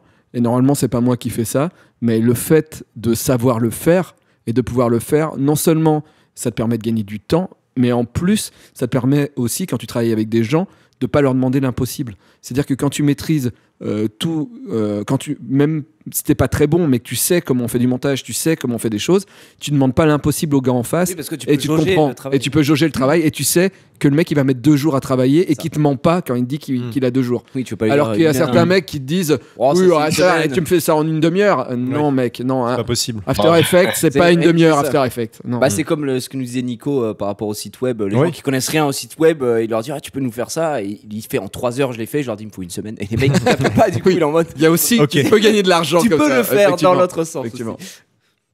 Pardon, excuse-moi, je t'ai coupé pour dire ma merde. Non, pas de souci. Non, mais comme j'ai dit au début, t'es quand même une énorme source d'inspiration pour moi et sans toi et Poulpe et genre Golden Moustache, le Golden Show plutôt, je pense que je ferais même pas ce que je fais aujourd'hui. Pour te dire vraiment. Du coup, tu dessines des pénis alors. Tu influences le genre de. Tu vois que t'es influenceur. Alors, en vrai, je suis auteur de hentai du coup. Est-ce que tu peux nous pour te envoyer dire, Ah mais c'est pas une blague. Oh, tu peux mets un lien. C'est mon genre top 3 des plus grosses inspirations dans le hentai. Dans le hentai. Est-ce que quoi, t'envoies des missiles avec des chauves dans des touches? Un peu, mais genre, tu vois, quand j'avais 15 ans, tu vois, quand je regardais le Golden Show, et le fait en fait de me voir autant masturbais en te regardant. Mais non, mais pas du tout, arrêtez. Mon vas-y. À ce point quand même. Mais non, genre à 15 ans, tu vois, quand. Parce que t'as sorti la petite. J'étais jeune, mais quand tu vois quelqu'un aussi épanoui et genre ouvert sexuellement et qui parle de ça genre ouvertement, en fait ça. Ah ouais, c'est marrant en fait. Genre c'est cool. Je sais pas comment dire, mais ça t'a libéré l'esprit peut-être. Tu sais que mon premier métier en arrivant à Paris, c'était faire des DVD de hentai. Pardon? Oh, trop stylé. Comment ça, genre en des ripé et tout. Avec Kazé? Ouais, Kazé. En fait, Kazé, ils avaient une partie qui s'appelait Eva. Et Eva achetait des animés japonais de cul, du hentai, et il fallait bien faire les DVD en version française pour la France. Et moi, j'étais graphiste. Et je sais pas si vous voyez, si vous avez acheté beaucoup de hentai dans votre vie, mais il y a des hentai où c'est jaune, des barres jaunes et des barres noires. Ouais. Et ben, c'est moi qui ai inventé ça. Je suis le graphiste qui a fait cette créa graphique. L'autre, il a joué. J'ai bossé dans le hentai, donc bisous, j'ai envie de dire. Bisous. Pas de soucis. Mais du coup, en parlant de hentai et genre animation adulte et tout. Non, mais en fait. Où va-t-on? Non, je voulais parler de toi, ce que tu fais et tout. Ouais. Genre, je fais des trucs classiques, tu sais. Moi, je suis plutôt. Ne sois pas trop explicite. Hein. Non, mais je sais, je te suis et tout. Genre, t'as fait la petite mort animée et du coup, t'es sur Slash et tout. Ouais. Mais t'as jamais été tenté de te rapprocher de Bobby Pills, par exemple? Bah, je les connais, les gens de Bobby Pills, puisqu'il y a Pipoudou et il y a Brigitte Lecordier qui fait la voix de la petite mort et qui fait la voix de Pipoudou, qui nous réunit en fait. Donc du coup, j'ai fait des soirées avec eux, des choses comme ça. On a fait des trucs promo entre Bobby Pills et Slash. Mais pourquoi pas, mais je vois pas quoi faire avec eux en fait. Faire le feat pour faire le feat. Oui, voilà. Voilà. Tu veux qu'il y ait un intérêt derrière pour qu'il y ait collaboration, quoi. Oui, mais alors après, peut-être que pour un dessin animé, si je trouve pas de producteur, peut-être que j'irai les voir. En fait, c'est vrai, parce que c'est vrai que c'est cool ce qu'ils font, ils travaillent bien, etc.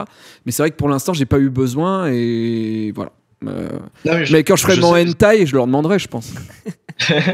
Mais non, c'est surtout qu'en fait, par rapport au travail que tu fais et le travail qu'ils font, en fait, je vous retrouve assez. Genre un peu complémentaire, et en fait ça m'a toujours un peu étonné de te voir un petit peu seul et de voir ce collectif qui a l'air d'avoir un petit peu les mêmes ambitions et intérêts que toi. Mais c'est vrai, il y avait une question tout à l'heure qui est pas passée, mais qui disait Davy, t'es plus dans des collectifs. Et en fait je crois que j'ai pas trop aimé bosser dans des collectifs. Quand j'aime les gens, j'aime bosser avec eux et j'aime leur donner des blagues, mais en général, j'aime pas donner mes blagues et je me sens mal à l'aise. Et au début, dans Studio Bagel, on était directeur artistique avec Poulpe. Moi, j'étais directeur artistique pendant 6 mois et j'ai très très mal vécu le fait de devoir écrire des blagues pour des autres, pour les autres. Et donc, du coup, j'ai très vite appris. Et Golden Moustache, plus ça avançait, plus on nous demandait de nous regrouper parce qu'ils se disaient plus de gens connus dans la vidéo, plus de vues. Et là, j'ai commencé à me désolidariser de ce truc-là parce que, tu vois, la petite mort, j'aurais pas pu le fabriquer à plein de gens. C'est un truc, c'est mi-drôle, mi-tendre. Et en vrai, aujourd'hui, on me dirait, bah non, je fais que des trucs drôles. Moi, un jour, il y a le patron de Golden Moustache qui m'a dit, nous, on veut de la grosse blague qui tâche. Et quand un mec te dit ça... Nous, on aime les gros nibards. Quand un mec te dit ça, tu te dis...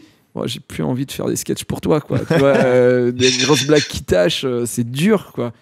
Donc, oui, je suis travailler avec plein de gens, c'est pas trop mon truc. Mais quand Poulpe m'appelle pour écrire pour Poulpovision, oui, parce que c'est Poulpe, parce que il y a une histoire d'amour et j'ai jamais trouvé quelqu'un avec qui écrire était aussi simple. C'est beau ce que tu dis. Je crois que c'est comme des histoires d'amour, mais de travail.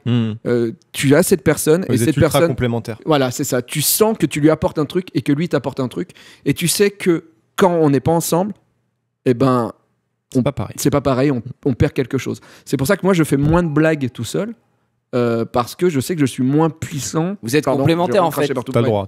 Oui, c'est autant. C'est pour les gens de demain matin. Voilà. Bien cracher dessus. Tiens, Ken, voilà. Et voilà. Et du coup, je sais que je suis plus après dans la tendresse, dans les trucs comme ça. Donc je vais plus vers là. Parce que je sais que je suis moins fort sans Poulpe sur ces choses-là, quoi. Et ça faisait longtemps au final que vous aviez pas collaboré depuis la BD plus Poulpovision. Tu faisais des apparitions parfois. Ouais, et puis Poulpe aussi dans certains trucs. Oui, c'est vrai qu'avec la BD, on s'est rapproché à nouveau et l'envie, la simplicité de travailler ensemble est quand même hyper cool. Parce que vous retrouvez vite vos automatismes. Voilà, tu vois. Là, pour la BD, vraiment, ça allait vite. Ça allait hyper vite. Ouais. Paf, paf, ping-pong, machin. Ouais. On connaît nos places, en fait. On sait qui fait quoi, sans savoir vraiment ce qu'on fait. Mais on sait quand même que, vous savez que ça marche. Ça fonctionne. À la fin, ça donnera un truc. Quoi. Parce que c'est vrai que je te demande ça aussi parce qu'il y a quand même une période ultra creuse où on vous voyait plus tous les deux. On était en mode mais ils se sont fâchés, ils s'aiment plus, ils travaillent plus ensemble. On avait vraiment des envies différentes. Ouais. Vraiment, Poulpe avait vraiment, lui, continué son rêve de la télévision. Et moi, le rêve de la télévision, j'avais découvert la télévision et j'avais fait « Oh, c'est pas si joli que dans mes rêves d'enfant. » Mais c'est pas si bien que ça. C'est pas si bien que ça. Donc, j'avoue que j'ai fait marche arrière et que le monde de la BD, j'en rêvais avant la télé. Et le monde de la BD s'est ouvert exactement en même temps pour moi. Et c'était le coche à prendre, quoi. À choisir. Voilà. Vous avez pris deux chemins différents. Et vous vous êtes mieux retrouvés ensuite. Oh, tout à fait. Et du coup, vous faites de la BD tous les deux. Eh oui. C'est cool. Est-ce que tu as eu ta réponse? Moi, je suis ravi. Écoute, moi, je c'est valide. tout ce qui compte. Eh ben, fais attention parce qu'il y a beaucoup de sens interdits à Saint-Étienne. Et des fois, on tourne en rond, on n'arrive pas à sortir de la ville. Je sais parce que quand j'avais 18 ans, que j'ai eu mon permis, j'ai pleuré. C'est vrai? Tu le pensais vraiment? Je n'arrivais pas à partir. Je n'arrivais pas parce qu'à l'époque, le GPS n'existait pas. Le truc où il revient toujours au point de départ. Ouais, mais j'avais là. pas de GPS. C'était des cartes à l'époque encore. C'était en 96, un truc comme ça. 94 peut-être même. Et j'étais perdu et je tournais en rond et il était 23h. Donc 23h à Saint-Étienne. On est d'accord que dans les rues, il y a personne. Et je me rappelle de ce moment fabuleux où je tourne, je commence à pleurer, je me dis, je vais jamais sortir de cette ville. Et je vois une femme sur un trottoir qui marche. Et je fais et là, je baisse ma vitre et je fais Madame, s'il vous plaît. Et là, la meuf lève la main et fait coucou au loin. Et du coup, je tourne la tête, je regarde et il y avait personne. Et le temps que je retourne la tête pour la regarder, elle courait. Dans l'autre sens, parce qu'elle avait peur. Parce qu'elle avait peur de moi. Et là, en pleurant, je lui hurlais mais reviens, je vais pas te faire du mal, je suis juste perdu. Voilà. Le pire plan. Pour moi, c'est ça, Saint-Étienne. Des mauvais souvenirs, du coup. Un peu. Bon courage, Kid, sur la route, du coup. Fais des bisous. Après, j'ai pas mon permis et je reste plutôt chez moi en tant que t'es chez toi, là. Vas-y, mec, sors pas et fais rien. Super. Pas dans la rue. C'est ça. Pas dans la rue. Allez, bisous, mec. Bisous.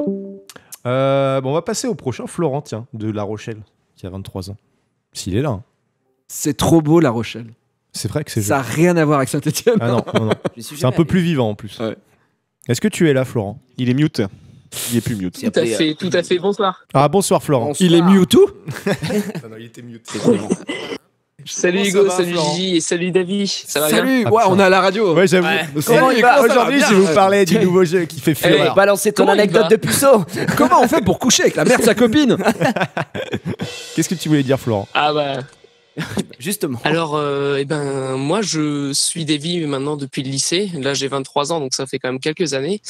Et j'aurais voulu savoir, depuis qu'il a commencé à faire des vidéos, puis la BD, puis à reprendre les vidéos, quelle est l'œuvre en clair, ou en tout cas son travail, qu'il a le plus apprécié et en tout cas dont il est le plus fier? Oh là, c'est dur ça. Ça doit être dur. Je crois que le truc que j'ai le plus aimé et dont je suis le plus fier, c'est le Golden Show. Parce que le Golden Show, c'était nos rêves de gosse, des inconnus et des nuls, on l'a déjà dit, mais on est arrivé à faire à peu près pareil, en faisant assez différent pour avoir notre identité, et les gens nous ont suivis. Et en plus, on s'amusait. En plus, c'était vraiment, pour moi, c'est une période, c'est-à-dire vraiment, on mangeait tous ensemble. C'était comme l'école, mais à 5, avec Poulpe et François, avec Rémi et Clément qui étaient les techniciens, et on mangeait ensemble. Et par exemple, il y a un sketch qui s'appelle le hachis dans le Golden Show, et vraiment, on cherchait des sketchs tout le temps. Et j'ai acheté du hachis à faire au micro-ondes, et là, je regarde François et je lui dis, il faut faire combien de trous? Parce qu'il dit, il faut faire des trous, mais il n'y a pas écrit combien de trous. Et là, je dis, parce que et qu'est-ce qui se passe si on fait pas le nombre de trous? Bah, peut-être c'est une bombe. Ah ouais, ok. Et là, on écrit un sketch. Et un mois plus tard, il y a le sketch. Ouais, tout explose. Et donc, du coup, c'était génial parce que c'était hyper motivant. Et on avait 3 semaines pour faire une émission de 25 minutes remplie de sketchs. C'était ultra short comme timing. Et enfin, c'était quand même très léché quand même. Donc, on essayait, mais en vrai, on avait une semaine d'écriture, une semaine de prépa, une semaine de tournage, montage, on diffusait. Ouais. Tac, tac, tac, tac. Comme ça pendant 7 Et vous mois. diffusiez, vous animiez. Et on animait Et en plus, sur la péniche. sur la scène. Ouais. Et c'était génial. C'était kiffant. C'était... Et là, pour le coup, là, on était en équipe, mais c'était une équipe très réduite. Et c'est que des gens que j'aimais profondément et que je connaissais beaucoup. Le nombre de trous. Pardon? Dans l'opercule. Combien de trous je dois faire? Bah, je sais pas, moi, 15, monsieur. Je dirais qu'il a une kippa, monsieur Poulpe. Merci beaucoup. Toujours, il essaye de faire croire. Toujours. Il faut que ce soit un multiple de 4. Et 15, c'est pas un multiple de 4. Bah, je sais pas, faites 16 trous, monsieur, je m'en fous, moi. 16, d'accord. Merci. Au revoir.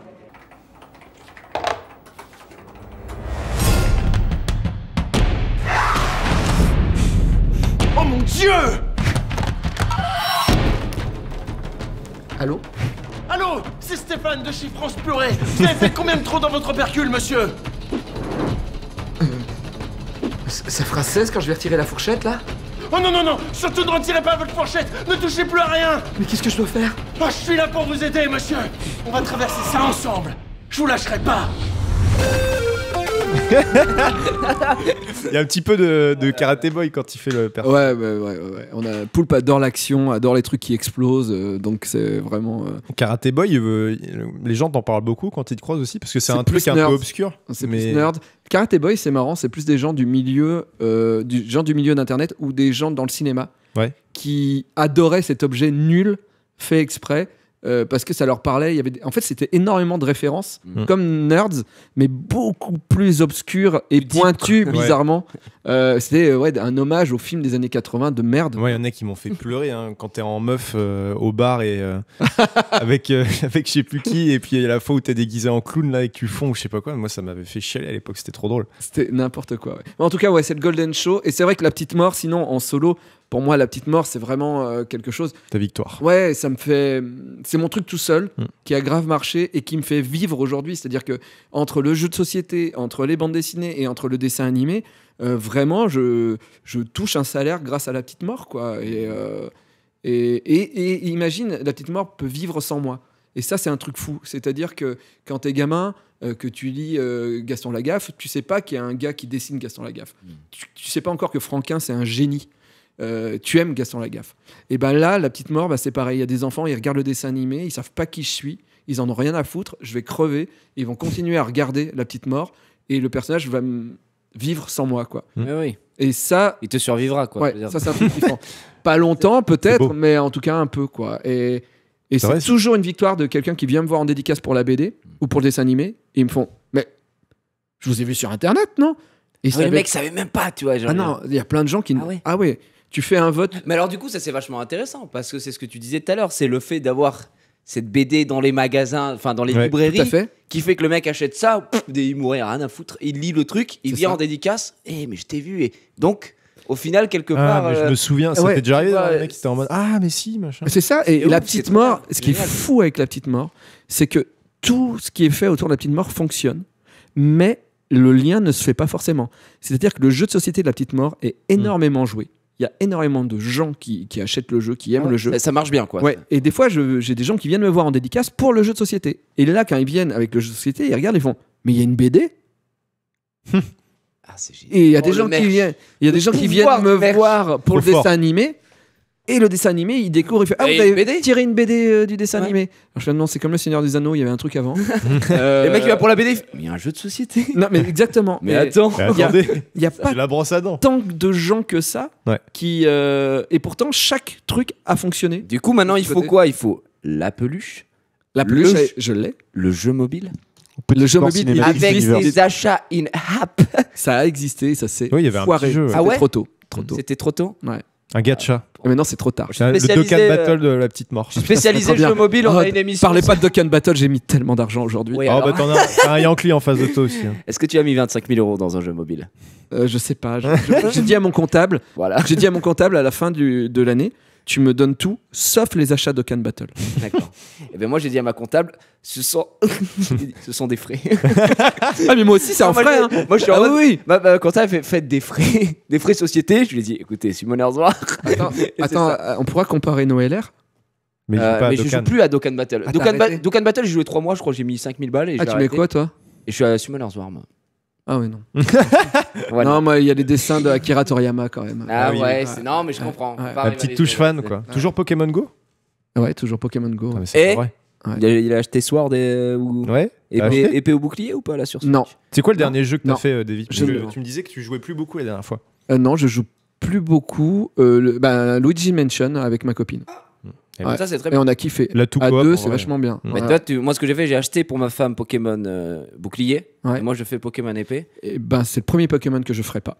Et pourquoi? Je le boude complètement. Tu fais partie de la team Boud? Oui, parce que j'aime pas que Pokémon à chaque fois ils nous disent on a tout changé. Et le scénario est toujours le même, c'est toujours la même aventure, tu recommences toujours dans un village, il y a toujours le starter. Ah ok, c'est pas la Team Rocket les méchants, mais ils ont un autre nom. Là c'est la Team Yell mon pote. Ah, voilà. La team quoi? Et ils sont dégueulasses. La team quoi? Yell à cause des garçons, non mais ça n'a rien à voir, mais c'est vraiment un enfer.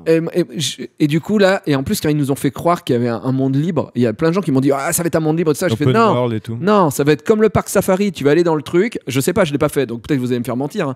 Mais du coup le monde ouvert ça va être juste un petit parc. Un open world. Un open world. Non, c'est vraiment très grand par contre. Ouais, c'est très grand. C'est grand, mais pour du Pokémon, c'est vraiment très grand. Mais je veux dire, en fait, j'ai envie de dire, what did you expect? C'est Pokémon. Moi, j'ai lancé le jeu, j'étais en mode, ok, il y aura un énorme connard qui sera mon rival, qui va me péter les couilles. C'est des Nabil. Il y aura forcément le personnage qui est trop fort, qui est maître, machin. C'est Tarak. Ouais. Nabil et Tarak, ils ont fait une PNL. D'ailleurs, on sait pas trop pourquoi. Ah oui, c'est vrai. Et aucun sens. Et puis non, t'as les. Ils parlent en vocodeur aussi dans le jeu. Oui.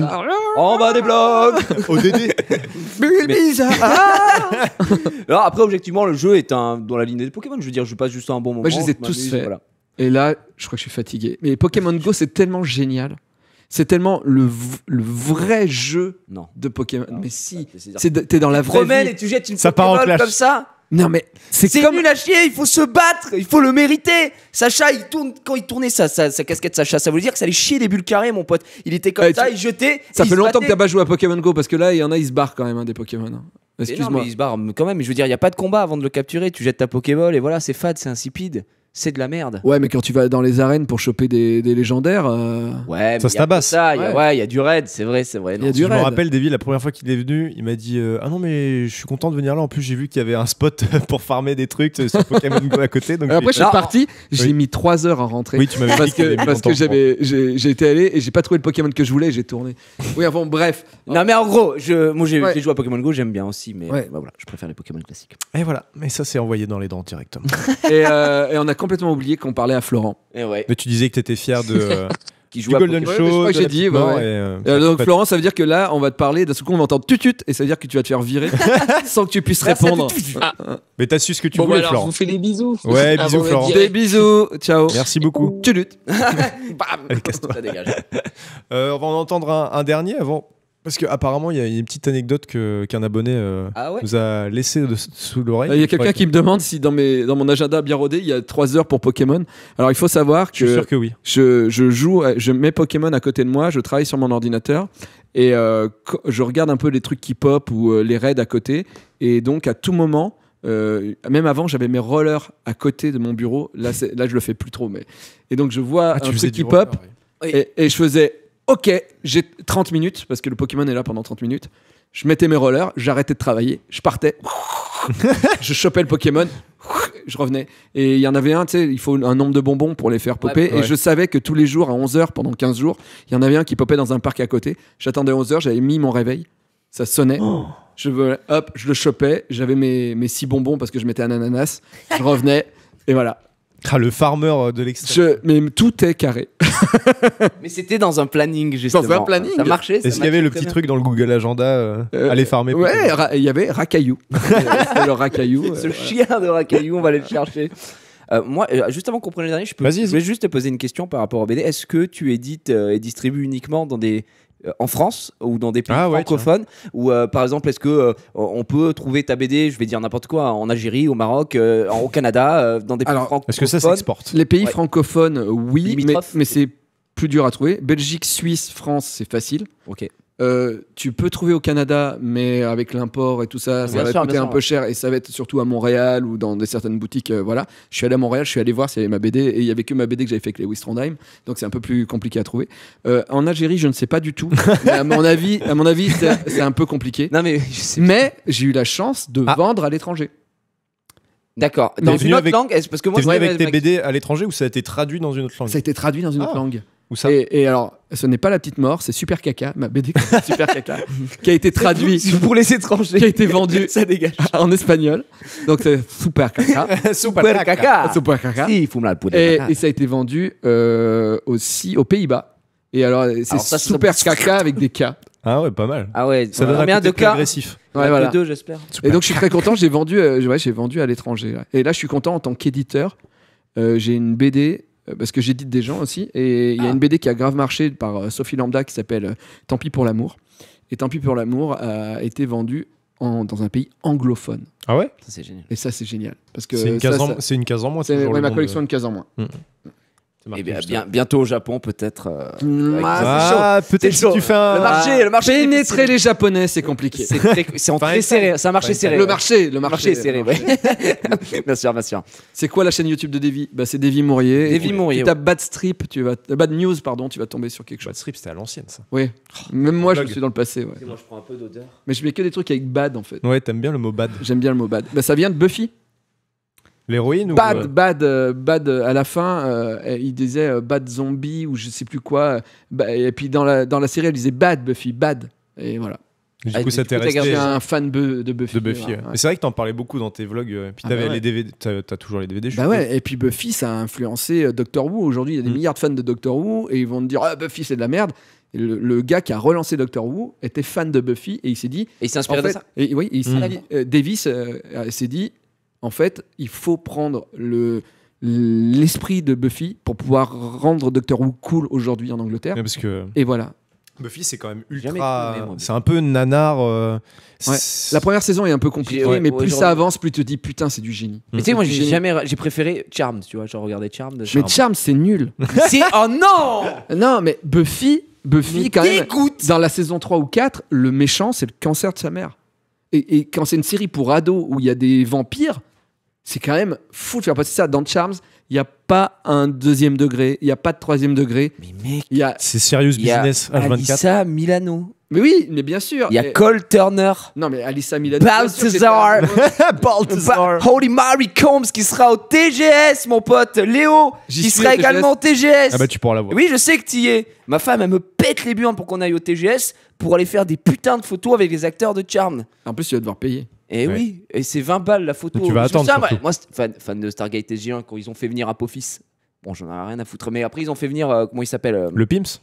Tilk. Quel enculé. Tilk, ouais, Christopher Judge, qui était venu aussi. Et voilà. Mais non, mais moi, Charmed, j'avais vraiment adoré. C'était pas nul. C'est du sous-Buffy. Mais. Ah, mais si. Je sens qu'il y a 2 camps ce soir. Je vois même dans les commentaires. Hein. La Discord, ça porte bien. Non, c'est ça, en fait, c'est ça. On commence maintenant. Davy me disait avant, mais il y aura des débats. Et voilà. Bah, moi, j'étais Team Stargate. Charmed, Buffy, j'ai jamais accroché. Putain, tu devrais essayer. Josh Whedon, ça passe encore à la télé, Buffy. Ça passe sur Teva. La saison 6 est folle. Il y a la comédie musicale, elle est, mais. Team Charmed, merci. Il y a une comédie musicale, Buffy. Il y a une comédie musicale, il y a un épisode musical. Chaque chanson c'est génial. Tu voulais pas faire une comédie musicale à un moment? Si, mais je chante comme une merde. Mais dans la saison 3 de La Petite Mort, en dessin animé, il y a une comédie musicale de 4 minutes 30. Parce que les épisodes font 4 minutes 30 et il y a 4 chansons en 4 minutes 30. Oh, t'es chaud. Ouais, et c'est PV Nova qui a fait la musique et j'ai fait les paroles et tous nos personnages. Qui chantent, enfin les doubleurs du coup. Les doubleurs chantent, donc Brigitte Lecordier, Wat Sangoku et Oui Oui chantent. Voilà. C'est trop bien. Et vous aviez fait un épisode dans la saison 4 aussi. De Nerds. Mais c'est parce que c'est hommage à Buffy, l'épisode musical de Buffy. Oui, j'ai lu les comics de Buffy, c'est quand même pas terrible. À part un comics qui est vraiment cool, c'est celui où il y a la tueuse Black qui est dans le futur. Celui-là, il est plutôt pas mal, mais la saison 8. Mais ça date, non? C'est vieux? C'est vieux. Ouais, c'est très vieux. Ouais. C'est 2012, un truc comme ça. Oh, ça va. Ouais, m'attendais à pire. À pire. On va écouter notre dernier auditeur. J'ai cru que tu lançais une musique. Et tout de suite, on écoute Maître Gims. Oui, c'est alors. Déjà, c'est Gims. C'est vrai. J'avais oublié. Non, c'était Maître Jim. Est-ce que un mec qui va faire. Attention, nouveau débat. Hop. Est-ce que t'aimes Maître Gims? Je crois pas. C'est Gims maintenant. Est-ce que tu aimes Gims? Non, je crois pas. Non. Bah, moi, je suis Orelsan, moi. Ça n'a rien à voir. Il fait du rap, non? Oui, non, mais ça a rien à voir. Et il écrit mieux, non? Ça n'a rien à voir. Ah, ok. Mais je crois qu'il y en a un des deux qui a une meilleure voix, je crois, non? Qui peut faire un peu ouais, mais est-ce que c'est pas le texte le plus intéressant? Genre. Non, pas forcément, c'est le texte qui vend le plus. Des débats animés ce soir. Ok. Des débats full mauvaise foi. Mettez-nous Nicolas, s'il vous plaît, 22 ans de Nîmes. Savoir s'il est là toujours. Salut à tous. Je sais pas si ça marche. Ça marche avec la connexion. Ouais, ça marche. Très bien. Ça coupe un petit peu, mais vas-y. C'est moi. Ouais, tu peux le faire. Ok, désolé, c'est sa connexion. Déjà, c'était pour revenir au viveur d'avant qui disait qu'il ne te connaissait pas. Moi, je connaissais La Petite Mort en série, je connaissais pas du tout la BD. Je te connaissais du Godel Moustache. Je te connaissais plein de trucs, mais je savais pas c'était toi. Et ça pote, la fois, je te connaissais, mais je savais pas que c'était toi. Ouais, c'est ça. Et la dernière fois en JDR, il y a un pote, il m'a montré du coup Bad News que je connaissais pas du tout, qui est vraiment cool. Donc ça doit faire 1 mois, 2 mois que je regarde les vidéos. C'est vachement sympa. Merci. Et du coup, c'était pour rester dans l'univers JDR. Est-ce que toi qui crée des trucs, ça t'intéresserait de créer un JDR, monter un scénario, un univers, ou même utiliser un univers? Est-ce que l'option t'as déjà effleuré l'esprit? C'est compliqué de faire un jeu de rôle quand même, c'est énormément de taf. Mais c'est sûr que si on me demande de faire un jeu de rôle, La Petite Mort, ça me ferait kiffer. Ouais. Et sinon, si on me demande... en fait, j'ai écrit un jeu de société et c'est bizarre, on me l'a refusé, mais ça ressemble à du jeu de rôle. Et j'ai fait un truc sur le tournage d'un porno. et en vrai, si tu me demandes de faire un jeu de rôle, je me dis quel univers j'aurais envie de prendre. Un truc fou, tu vois. Mais peut-être, tu vois, prendre l'univers de Tolkien... mais dire qu'ils ont réussi à inventer des technologies pour tourner des pornos. Tu vois. Et donc Legolas, que voit monsieur d'elfe. Gangbang d'elfe, tu vois. Ouais, le Hobbit, tout prend un sens différent. Mon précieux. Ouais, c'est ça, c'est un cock ring le précieux, tu vois. Ce serait pas mal. Le seigneur des cock rings. Libre en permanence. The Lord of the Cock Ring. Lord of the Cock Ring. La communauté du cock ring. Ouais, enfin, tu vois, et là, je pense que ouais, ça serait, ça m'éclaterait, ouais. Donc un truc, soit développé, au final c'est peut-être l'univers qui est le plus développé au final, La Petite Mort aujourd'hui. Ah mais grave, ouais. Plus partir là-dessus ou alors inventer un truc totalement starbé. Débile, ouais. Un truc débile, ouais, un truc où tu t'amuses, quoi. Bah ouais, mais t'as raison. Ouais. Le cock ring. Bah ta réponse là, hein. Ouais, bah c'est nickel. Volez pas mon idée, hein, c'est mon idée. Hein. Le seigneur des cock rings. Le seigneur des cock rings, c'est moi. Demi Maurier l'a dit sur ce plateau. Ouais, Demi Maurier Tolkien. Hein. Je vais l'appeler pour voir s'il est d'accord. Moi, je pense qu'il pourrait. Oui. Ah, Tolkien. Tolkien, es-tu là? Oh, il me répond en elfique. Oh. Putain, je sais pas parler l'elfique. Putain, je suis baisé. Tu voulais dire autre chose, Nicolas? Ouais, si tu serais intéressé par faire quoi? Le scénario et l'illustration? Je suis illustration. En vrai, l'illustration, ça m'emmerde beaucoup. Donc, du coup, plus écrire, j'aime bien, ça va vite, c'est cool. Et dessiner, c'est beaucoup plus long. Et en plus, je suis pas fier de mon dessin. Donc, du coup, je préférais écrire. Ouais. Ok. Voilà. Bon, il est déçu. Si le projet, je suis chaud, quoi. Ok, d'accord, très bien. Il achète, t'as déjà un acheteur. Ok. Oui, c'est moi qui ai fait Game of Dragon Ball Dead et ceci n'est pas un quiz porno, quoique. Ouais, c'est moi, c'est 2 jeux. Ceci n'est pas un quiz porno, quoique, je suis très fier de ce titre. Ouais, mais je savais pas que t'avais fait ça. Ouais, c'est sorti il y a 15 jours. Ah oui. Ah oui, d'accord, mais en donc, fait, c'est tout tu chaud. sors tout d'un coup, là, en fait. Là. Bah, c'est Noël, mec. Mais c'est vrai. Les gens, ils dépensent de l'argent. Alors nous, on leur dit, j'ai des idées de cadeaux pour toi. Alors on leur dit avec cette voix et on comprend pas pourquoi. Peut-être parce qu'il est minuit et que d'habitude je dors. Je C'est sais vrai, pas. un petit chewing-gum à la caféine. Non, c'est bon, j'en ai mangé 5 ce soir en vous attendant, donc c'est bon. Le chien. Bon, merci Nicolas, on te fait des gros bisous. Merci, et on te Lannick. dit à très Bisous, bientôt. Nicolas. Ah, voilà, il était. Il était kické. Alors, apparemment- J'adore votre son. C'est vrai que c'est pas mal, hein. C'est Discord. Ouais.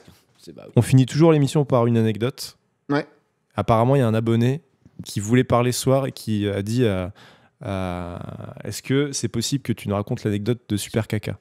Ah, oui, mais c'est la création de Super Caca. Bon, ça va pas être à mourir de rire, hein, mais. Non, mais t'avais une autre anecdote de. Ah, j'ai une autre tu disais tout anecdote. à l'heure. Toi, c'est toi, t'en as une. Ouais. Bon, alors, pire, si t'as masterclass. celle-là, si tu je dis balance qu'elle est mieux- Super Caca rapidement. Vas-y, voilà, c'est ça. Régale-nous. Je balance Super Caca rapidement. Donc en fait, chaque année, j'anime, enfin depuis 4-5 ans, j'anime au Festival d'Angoulême la remise des prix jeunesse le jeudi. Donc c'est au Théâtre d'Angoulême, c'est une remise de prix officielle, mais c'est les prix pour les plus jeunes ou pour des bandes dessinées pour les enfants. Ouais. Et on me laisse une salle remplie de gosses, mais aussi avec des éditeurs. Donc il faut que j'arrive à faire un truc assez sérieux pour que les éditeurs soient contents, mais aussi que j'arrive à mettre des blagues au milieu de ce truc où je dis sont nominés, blablabla, pour que les enfants ils fassent pas au bout de 20 minutes. Voilà.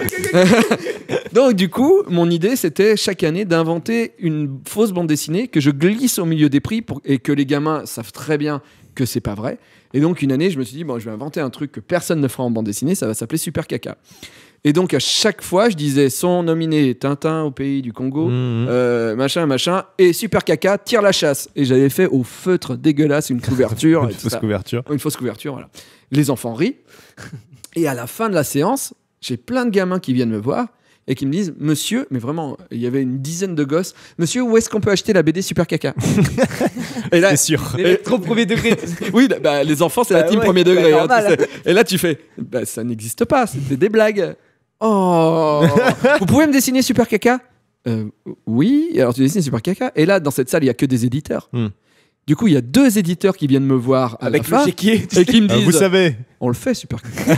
c'est vendeur. Les jeunes ne veulent que ça. Thierry là-haut. Je travaille qu'avec les meilleurs, les Super Caca. Et un an plus tard, Super Caca est né avec au dessin Stan Silas et à la couleur Valérie Sierro. Et on a fait 3 albums voilà, qui ne sont pas trop mal vendus. ouais, Et vendus à l'étranger en plus. En plus, Super Caca. Et voilà, Super Caca. Voilà. Voilà Ok. l'histoire de Super Caca. Maintenant, la grosse anecdote. La grosse anecdote. Parce que je sais plus ce que tu me disais tout à l'heure, j'ai oublié. Alors, je travaille chez moi, je suis auteur de bande dessinée. Donc du coup, je suis chez moi en après-midi. Je suis chez moi en après-midi. Voilà. Il est 15h, 15-16h, et je suis en train de dessiner, et on sonne à ma porte. On m'a pas appelé sur le digicode en bas, on sonne directement à ma porte. Tu sais qu'il y a quelqu'un derrière. Ouais, mais je trouve ça bizarre, parce que normalement, on m'appelle, enfin, c'est bizarre que quelqu'un soit monté, machin. Ce truc est sécurisé, quoi. Ouais, voilà. Bon, et je continue à dessiner parce que j'ai pas fini ma planche. Et je me dis, bah, j'irai dans 45 secondes. Tu vois. Sauf que j'ai pas le temps de réagir et d'un seul coup, j'entends un bruit, mais vraiment un putain de BAM dans ma porte. Et alors, je sais pas si c'est un courant d'air de quelqu'un qui a fermé une porte et qui a eu vraiment un courant d'air, ça arrive des fois dans mon couloir, ou si on a donné un grand coup de pied dans ma porte. Du coup, là, je pose ma tablette, je regarde dans l'œilleton et je vois un petit mec derrière la porte de 16 ans. Oula. J'ouvre la porte doucement. Et là, je vois le mec qui s'attendait pas à ce que j'ouvre la porte. Il me fait « Bonjour, monsieur. » Je fais « Bonjour. » Il regarde mon nom sur la sonnette. Il me regarde et il me fait « Bilal Bourrier est là ?» Alors, je m'appelle Mourier. Hein. Bilal Bourrier. Et là, je fais « Bilal Bourrier ?» Oui. Vraiment, dans ma tête, je me dis « Menteur, menteur, menteur, menteur !» Comme ça. Et je fais « Non, il est pas là, non. » Mais crois-moi, j'habite là depuis très longtemps et s'il y avait un mec qui s'appelait Bourrier dans l'immeuble, je le saurais parce que j'aurais reçu son courrier. Et bon, en tout cas, tout ce que je peux dire, c'est qu'il est pas à cet âge-là et je lui montre la porte de mes voisins d'en face et je lui dis, eux, je les connais et il habite pas là parce qu'il n'y a pas de Bilal Bourrier là. C'est tout ce que je peux te dire. Et le mec me fait, merci. Et il part à la porte que je lui ai indiquée où je lui dis, il est pas là et il sonne. Du coup, je ferme ma porte en me disant ok, C'est chelou, je baisse le son de ma télé et je continue à travailler parce que je me dis, ce mec est fou. Non, il est venu cambrioler. Ah. Je me dis, il est venu cambrioler parce qu'on avait déjà eu des cambriolages dans l'immeuble. Pendant 1 an, on a eu des cambriolages. Et du coup, je me mets à travailler sur ma tablette. 10 minutes passent. Quand, au-dessus de chez moi, l'appart au-dessus, j'entends un bruit de bois qui explose, littéralement. Je le stresse. J'entends PAU Et j'entends. C'est au-dessus de moi, ça court, ça arrête pas de courir. Et là, je fais. Ok, donc c'est un cambriolage. Ok. Et là, je me lève et je fais ok, qu'est-ce que je fais? Ok, qu'est-ce que je fais? Je m'étais fait agresser en 2007-2008 et j'avais appelé police secours et police secours, ils sont jamais venus et ils m'ont dit de passer au commissariat alors que je leur disais où étaient les gars qui m'avaient agressé dans la rue. Donc je sais que police secours, ils n'allaient pas réagir. Du coup, je me dis si je réagis pas maintenant, mes voisins du dessus que je ne connais pas vont se faire cambrioler. Et alors, au lieu d'appeler police secours, j'ai fait quelque chose de complètement fou, sensé. J'ai pris un couteau à pomme. À pomme. Enfin, c'était le couteau le plus pointu que j'avais. Il y avait une lame comme ça, voilà. Je suis monté au-dessus. Quel héros. J'ai ouvert la porte. Si vous me suivez sur Instagram, vous pouvez voir les vidéos que je faisais en direct où je parlais. Des vidéos, en plus, au cas où, genre, garder une preuve. Ouais. Et je vois la porte exploser. En fait, les mecs, quand il y a des portes à 3 points, vu que c'est des portes en bois toutes pourries, ils donnent des coups de pied en bas. Et en fait, vu que c'est vachement tenu sur les côtés, le bois explose. Et s'il n'y a pas de métal derrière, il y a du métal derrière ma porte. J'ai fait mettre après. Le bois explose et les mecs passent à 4 pattes et sont dedans. Et là, je me mets sur le côté, je regarde, je me baisse et je vois les jambes des 2 petits mecs de 15 ans en train de courir à l'intérieur, en train de braquer la baraque. Ils font leur course, quoi. Et là, je sais pas, j'ai pas le temps de réagir. En fait, ces mecs sont bloqués, mais ça, j'avais pas encore réagi qu'ils étaient bloqués parce que là, ils sont foutus. Ouais, on est au 3e étage. Là, je bloque la seule sortie. Et j'y ai pas pensé. Et puis, quoi faire? Parce que j'avais pas encore appelé les flics. Ils s'attendaient par le trou de la Donc, du porte. coup, j'ai gueulé, j'ai appelé les flics. Je serais vous, je me barrerais parce qu'ils vont arriver. Et je décide de descendre dans mon appart, juste en dessous, pour appeler les flics en sécurité. Sauf que, vraiment, quand j'ai dit ça, mais vraiment, j'ai vu les jambes des mecs. C'était à mourir de rire. C'était Bénil, je sais pas si vous avez la référence. Si. C'était vraiment... Les mecs, ils ont commencé à paniquer sans savoir quoi faire parce qu'ils couraient dans l'appart, mais comme des mouches qui se cognent. C'est des Sims. Ils se sont dit, mais par où sortir? Et du coup, moi, comme un con, je redescends par les escaliers. Mais eux, ils allaient pas prendre l'ascenseur. Bah non. Du coup, quand je descends l'escalier pour retourner chez moi, doucement, sans courir, j'entends... Et je me retourne, et t'as les 2 mecs dans l'escalier derrière moi. Nez à nez. Je me retourne, on est nez à nez. Et là, moi, je sors le couteau, direct, et je fais... comme ça, et je me tends devant eux. Et là, j'ai vu... Je suis le comte de Nevers. J'ai jamais vu autant de peur dans le regard d'un ado de ma vie. Vraiment, les mecs ont levé les mains en l'air. C'était pas une arme, c'était pas un... Voilà, ils ont levé les mains en l'air. Ouais, c'est un couteau à pomme. Ils ont levé les mains en l'air, ils ont fait « Non, monsieur, non, monsieur, non, monsieur, non, monsieur !» Et là, j'ai fait « Barrez-vous tout de suite !» Et je les ai pourchassés dans les escaliers. Avec un couteau à pomme. Avec un couteau à pomme. T'étais en slip ou t'étais habillé? Non, j'étais habillé. Ah oui. Et je les ai vus courir dans la rue, partir en courant dans la rue avec mon couteau à pomme. Et après, j'ai appelé les flics. Les flics ont débarqué et ils ont sécurisé le lieu parce que les gens n'étaient pas là. Ils ont été obligés d'attendre que les gens rentrent. Un flic est resté toute la nuit devant la porte. Voilà. Ah, c'était la nuit. Mais non, c'était l'après-midi. Mais en fait, jusqu'à 2h du matin, il y a eu un flic. Jusqu'à qu'un mec, toute la nuit, on a entendu un gars qui réparait la porte et tout ça. Et franchement, le lendemain, je suis allé prendre en photo. Vous pouvez le voir aussi sur mon Instagram, la photo. Vraiment, ils ont remis de bout de bois. Ils ont vissé 2 bouts de bois dessus. Et tu fais, ok, c'est sécure le truc. Voilà. Et après, les flics, le truc drôle, c'est que les flics m'ont appelé plusieurs fois parce que j'avais vu les cambrioleurs. Et donc, j'ai donné un petit peu le truc. Et à un moment, il y a un flic qui m'a appelé et il m'a dit... parce que j'ai retrouvé aussi un truc de clé. Les cambrioleurs avaient perdu des trucs de clés que j'ai filés. Et les flics m'ont appelé, ils m'ont dit: est-ce que vous pouvez aller voir les boîtes aux lettres, en savoir s'il y a une madame machin qui vit l'immeuble? Et donc j'étais au téléphone avec la police et je menais l'enquête. Et après j'ai dit à Poulpe que je faisais partie un peu des services. En vrai, ça fait un vrai scénario d'un épisode de Karate Boy, quoi. En vrai, ouais. mais après j'ai commencé quand même à... t'es plus en sécurité chez toi parce qu'ils ont commencé par toi, au final. Par moi. Mais oui. Et en plus, le jour d'avant, j'étais pas là toute la journée. Et ils s'auraient fait ma baraque, tu vois. Et donc, du coup, il y a un truc... Je pense que c'est pour ça que j'ai réagi et que j'ai sauvé mes voisins que je ne connais pas. C'est parce que je pense que j'étais impliqué. Oui, tu te sentais. Épreuve de civisme. Ouais, mais. Ouais, t'es un bon citoyen. Ouais, je suis un bon citoyen. Et n'empêche que les voisins sont venus me voir après, ils m'ont dit merci. Et puis après, ouais. Et un mois plus tard, j'étais trop content parce que pendant 2 jours dans l'immeuble, les gens me croisaient. Et me faisaient bravo, hein, merci. Et un mois plus tard, j'ai croisé ces gens. Et je leur ai fait bonjour dans la rue et ils m'ont pas reconnu. Ils m'ont pas répondu. Est-ce que maintenant tu te promènes genre avec un petit étui et un couteau à pommes dedans? Mais un la gueule. En vrai, le couteau à pommes, je l'ai eu à côté de ma porte, à côté de ma table de nuit pendant 1 mois, je crois. Ah, t'as paniqué après. Bah, il y a un truc quand même de.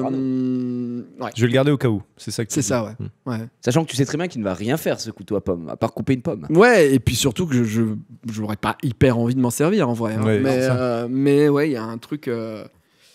T'as été un héros. Mais après, t'as dit que c'était des petits jeunes. C'est des petits jeunes. Ouais, s'ils étaient paniqués. Ouais, mais après, tu sais jamais. Maintenant, c'est vraiment n'importe quoi. Ouais, ils avaient 15 balais, mais après, peut-être que ça va les vacciner, tu vois. J'espère. J'espère aussi, parce que putain. Mais du coup, c'est sécure chez toi, c'est bon? Alors en tout cas maintenant vraiment j'ai appelé mon proprio, c'est blindé. C'est blindé. Il y a une Gatling. Il y a des pièges comme dans Indiana Jones, c'est-à-dire que si tu ouvres la porte, il y a un truc de pic en bois qui vient. Il y a des pièges de bambou à la vietnamienne, vraiment. Les haches qui se croisent. C'est ça. Ouais. C'est un truc de Dark Souls. La petite mort. Il y a la litière de mon chat au-dessus de la porte. Ah oui, ça c'est bien. Caca, avec du caca. Super caca. Au pire, tu pues. Mais qui parle, il pue la merde. Bon, ouais, c'est la fin de l'émission. Je crois que c'est l'anecdote la plus rebondissante en termes de. La plus FBI. C'est la plus violente aussi. Ouais, c'est ça. Il y avait un couteau à pommes. Tu as raconté une anecdote à base de caca de chat dans la voiture, c'était très bien aussi. Ah T'aurais aimé être là, je pense. Elle est déjà en replay, ouais. Ouais, elle est déjà sur vous m'enverrez le lien. Ouais, t'enverras. Merci en tout cas, David, d'être venu. C'était très cool. Ouais, merci on a appris, moi, personnellement, j'ai appris plein de choses super intéressantes sur ton parcours et puis surtout sur l'univers de la BD. C'est quand même très obscur. Hein. Parce que c'est obscur, que ce soit la BD, on va dire, un peu plus tradie comme tu fais, ou même, j'ai envie de dire, le manga, tu vois, en France.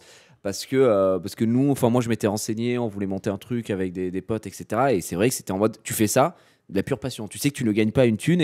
Et pour en avoir déjà discuté avec des amis, Link et Terra, donc de Wankill, c'est pareil, ils ont leurs 2 BD qui sont très très bien vendus. Ils sont en mode, oui, voilà, on fait pas ça pour on va acheter des pitchs avec. Anecdote pour finir. J'ai bossé un moment avec les gens qui produisaient le Whoop. Et le mec qui les produit me fait ah, tu fais de la BD, toi? Je fais oui. Et le gars il dit oui, là, on me propose, il me dit donc 10 000 € pour faire un album. Je dis ouais. Non, c'était 15 000. Ok. Je fais ouais, ok. Et je lui dis c'est pas mal. Il me dit quoi?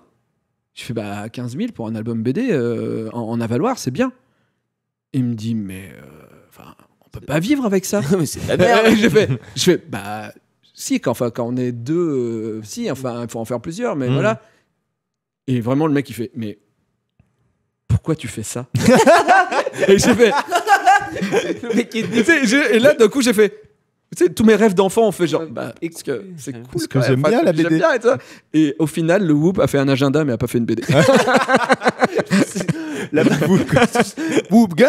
Tu te calmes, Denis? Tu te calmes, Davy? Tu te calmes, la Valois? Pour le coup, si vous voyez que vos youtubeurs ils font des agendas, c'est que ça sent mauvais pour eux.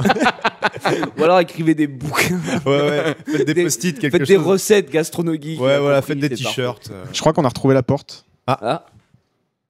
Exactement. Ah oui, gros bricolage. Tu vois, et ça c'est du bon bricolage. 4 heures de 6 sauteuses au-dessus de moi. J'ai pas pu dormir parce que le mec. Voilà. Excuse-moi, ils ont été cambriolés par des asperges. Comment les mecs sont. Ah non, ils étaient tout petits les mecs. Non, mais le truc était tombé. C'était une sortie scolaire, c'est possible. À 4 pattes, ouais. D'accord. Ouais, gros travail de réparation. J'étais mort de rire quand j'ai vu ça. J'ai dû le prendre en photo parce que. Encore une fois, merci beaucoup, David. De rien, merci à vous. Je rappelle que du coup, il y a La Petite Mort volume 4 qui sort demain. Demain, là, normalement, si ton libraire est ouvert, tu peux l'acheter. Normalement. Voilà. C'est peut-être un peu tôt. En tout cas, c'est dispo. Il y a aussi la BD de Davy et Poulpe qui est sortie la semaine dernière. Alain au Pays des Merveilles, qui est dispo partout. Et demain, chez moi, vers 19h30, 20h, avec Poulpe, on va faire un live sur YouTube. Sur ma chaîne. Et on va faire comme si c'était un let's play de la BD. On va la lire. Et on va dessiner dedans pour expliquer aux gens le concept. Un React. C'est ça, exactement. C'est le live React. Ouais, c'est vendu combien pour les gens qui se posent la question Ça, c'est autour de 15 € et ça, c'est autour de 20 €. Ouais, bah écoute, c'est parfait. Voilà. Et vous retrouvez ça sur toutes les bonnes librairies. Et allez, tout à fait. Et allez, n'hésitez pas à aller voir la chaîne YouTube de Davy, c'est Davy Mourier, M-O-U-R-I-E-R. Et pas Bourrier. Ouais. C'est pas Bilal non plus. Pas Bilal Bourrier. Bilal, ils sont dans ma famille. Pas bouger. Merci beaucoup encore une fois d'être venu, Davy, c'était très cool. Merci à vous. Tu dois dormir maintenant. Je pense que je risque de dormir sur le trajet. Je fais partie de la team Baté Gaël, ils sont en mode putain, c'est chaud là, il est 22h. C'est ça, ouais. Merci aussi Gilles d'être venu, c'est toujours cool. On fait des gros bisous, on espère que l'émission vous plaît toujours autant. Il y aura des belles surprises qui arrivent pour la prochaine fois normalement. Merci d'être toujours autant. Des gros bisous, si vous regardez ça sur YouTube, vous savez quoi faire. On se dit à très bientôt et ça continue dès demain sur le stream avec la matinale. Voilà. C'est beau. Des bisous. Salut. Waouh.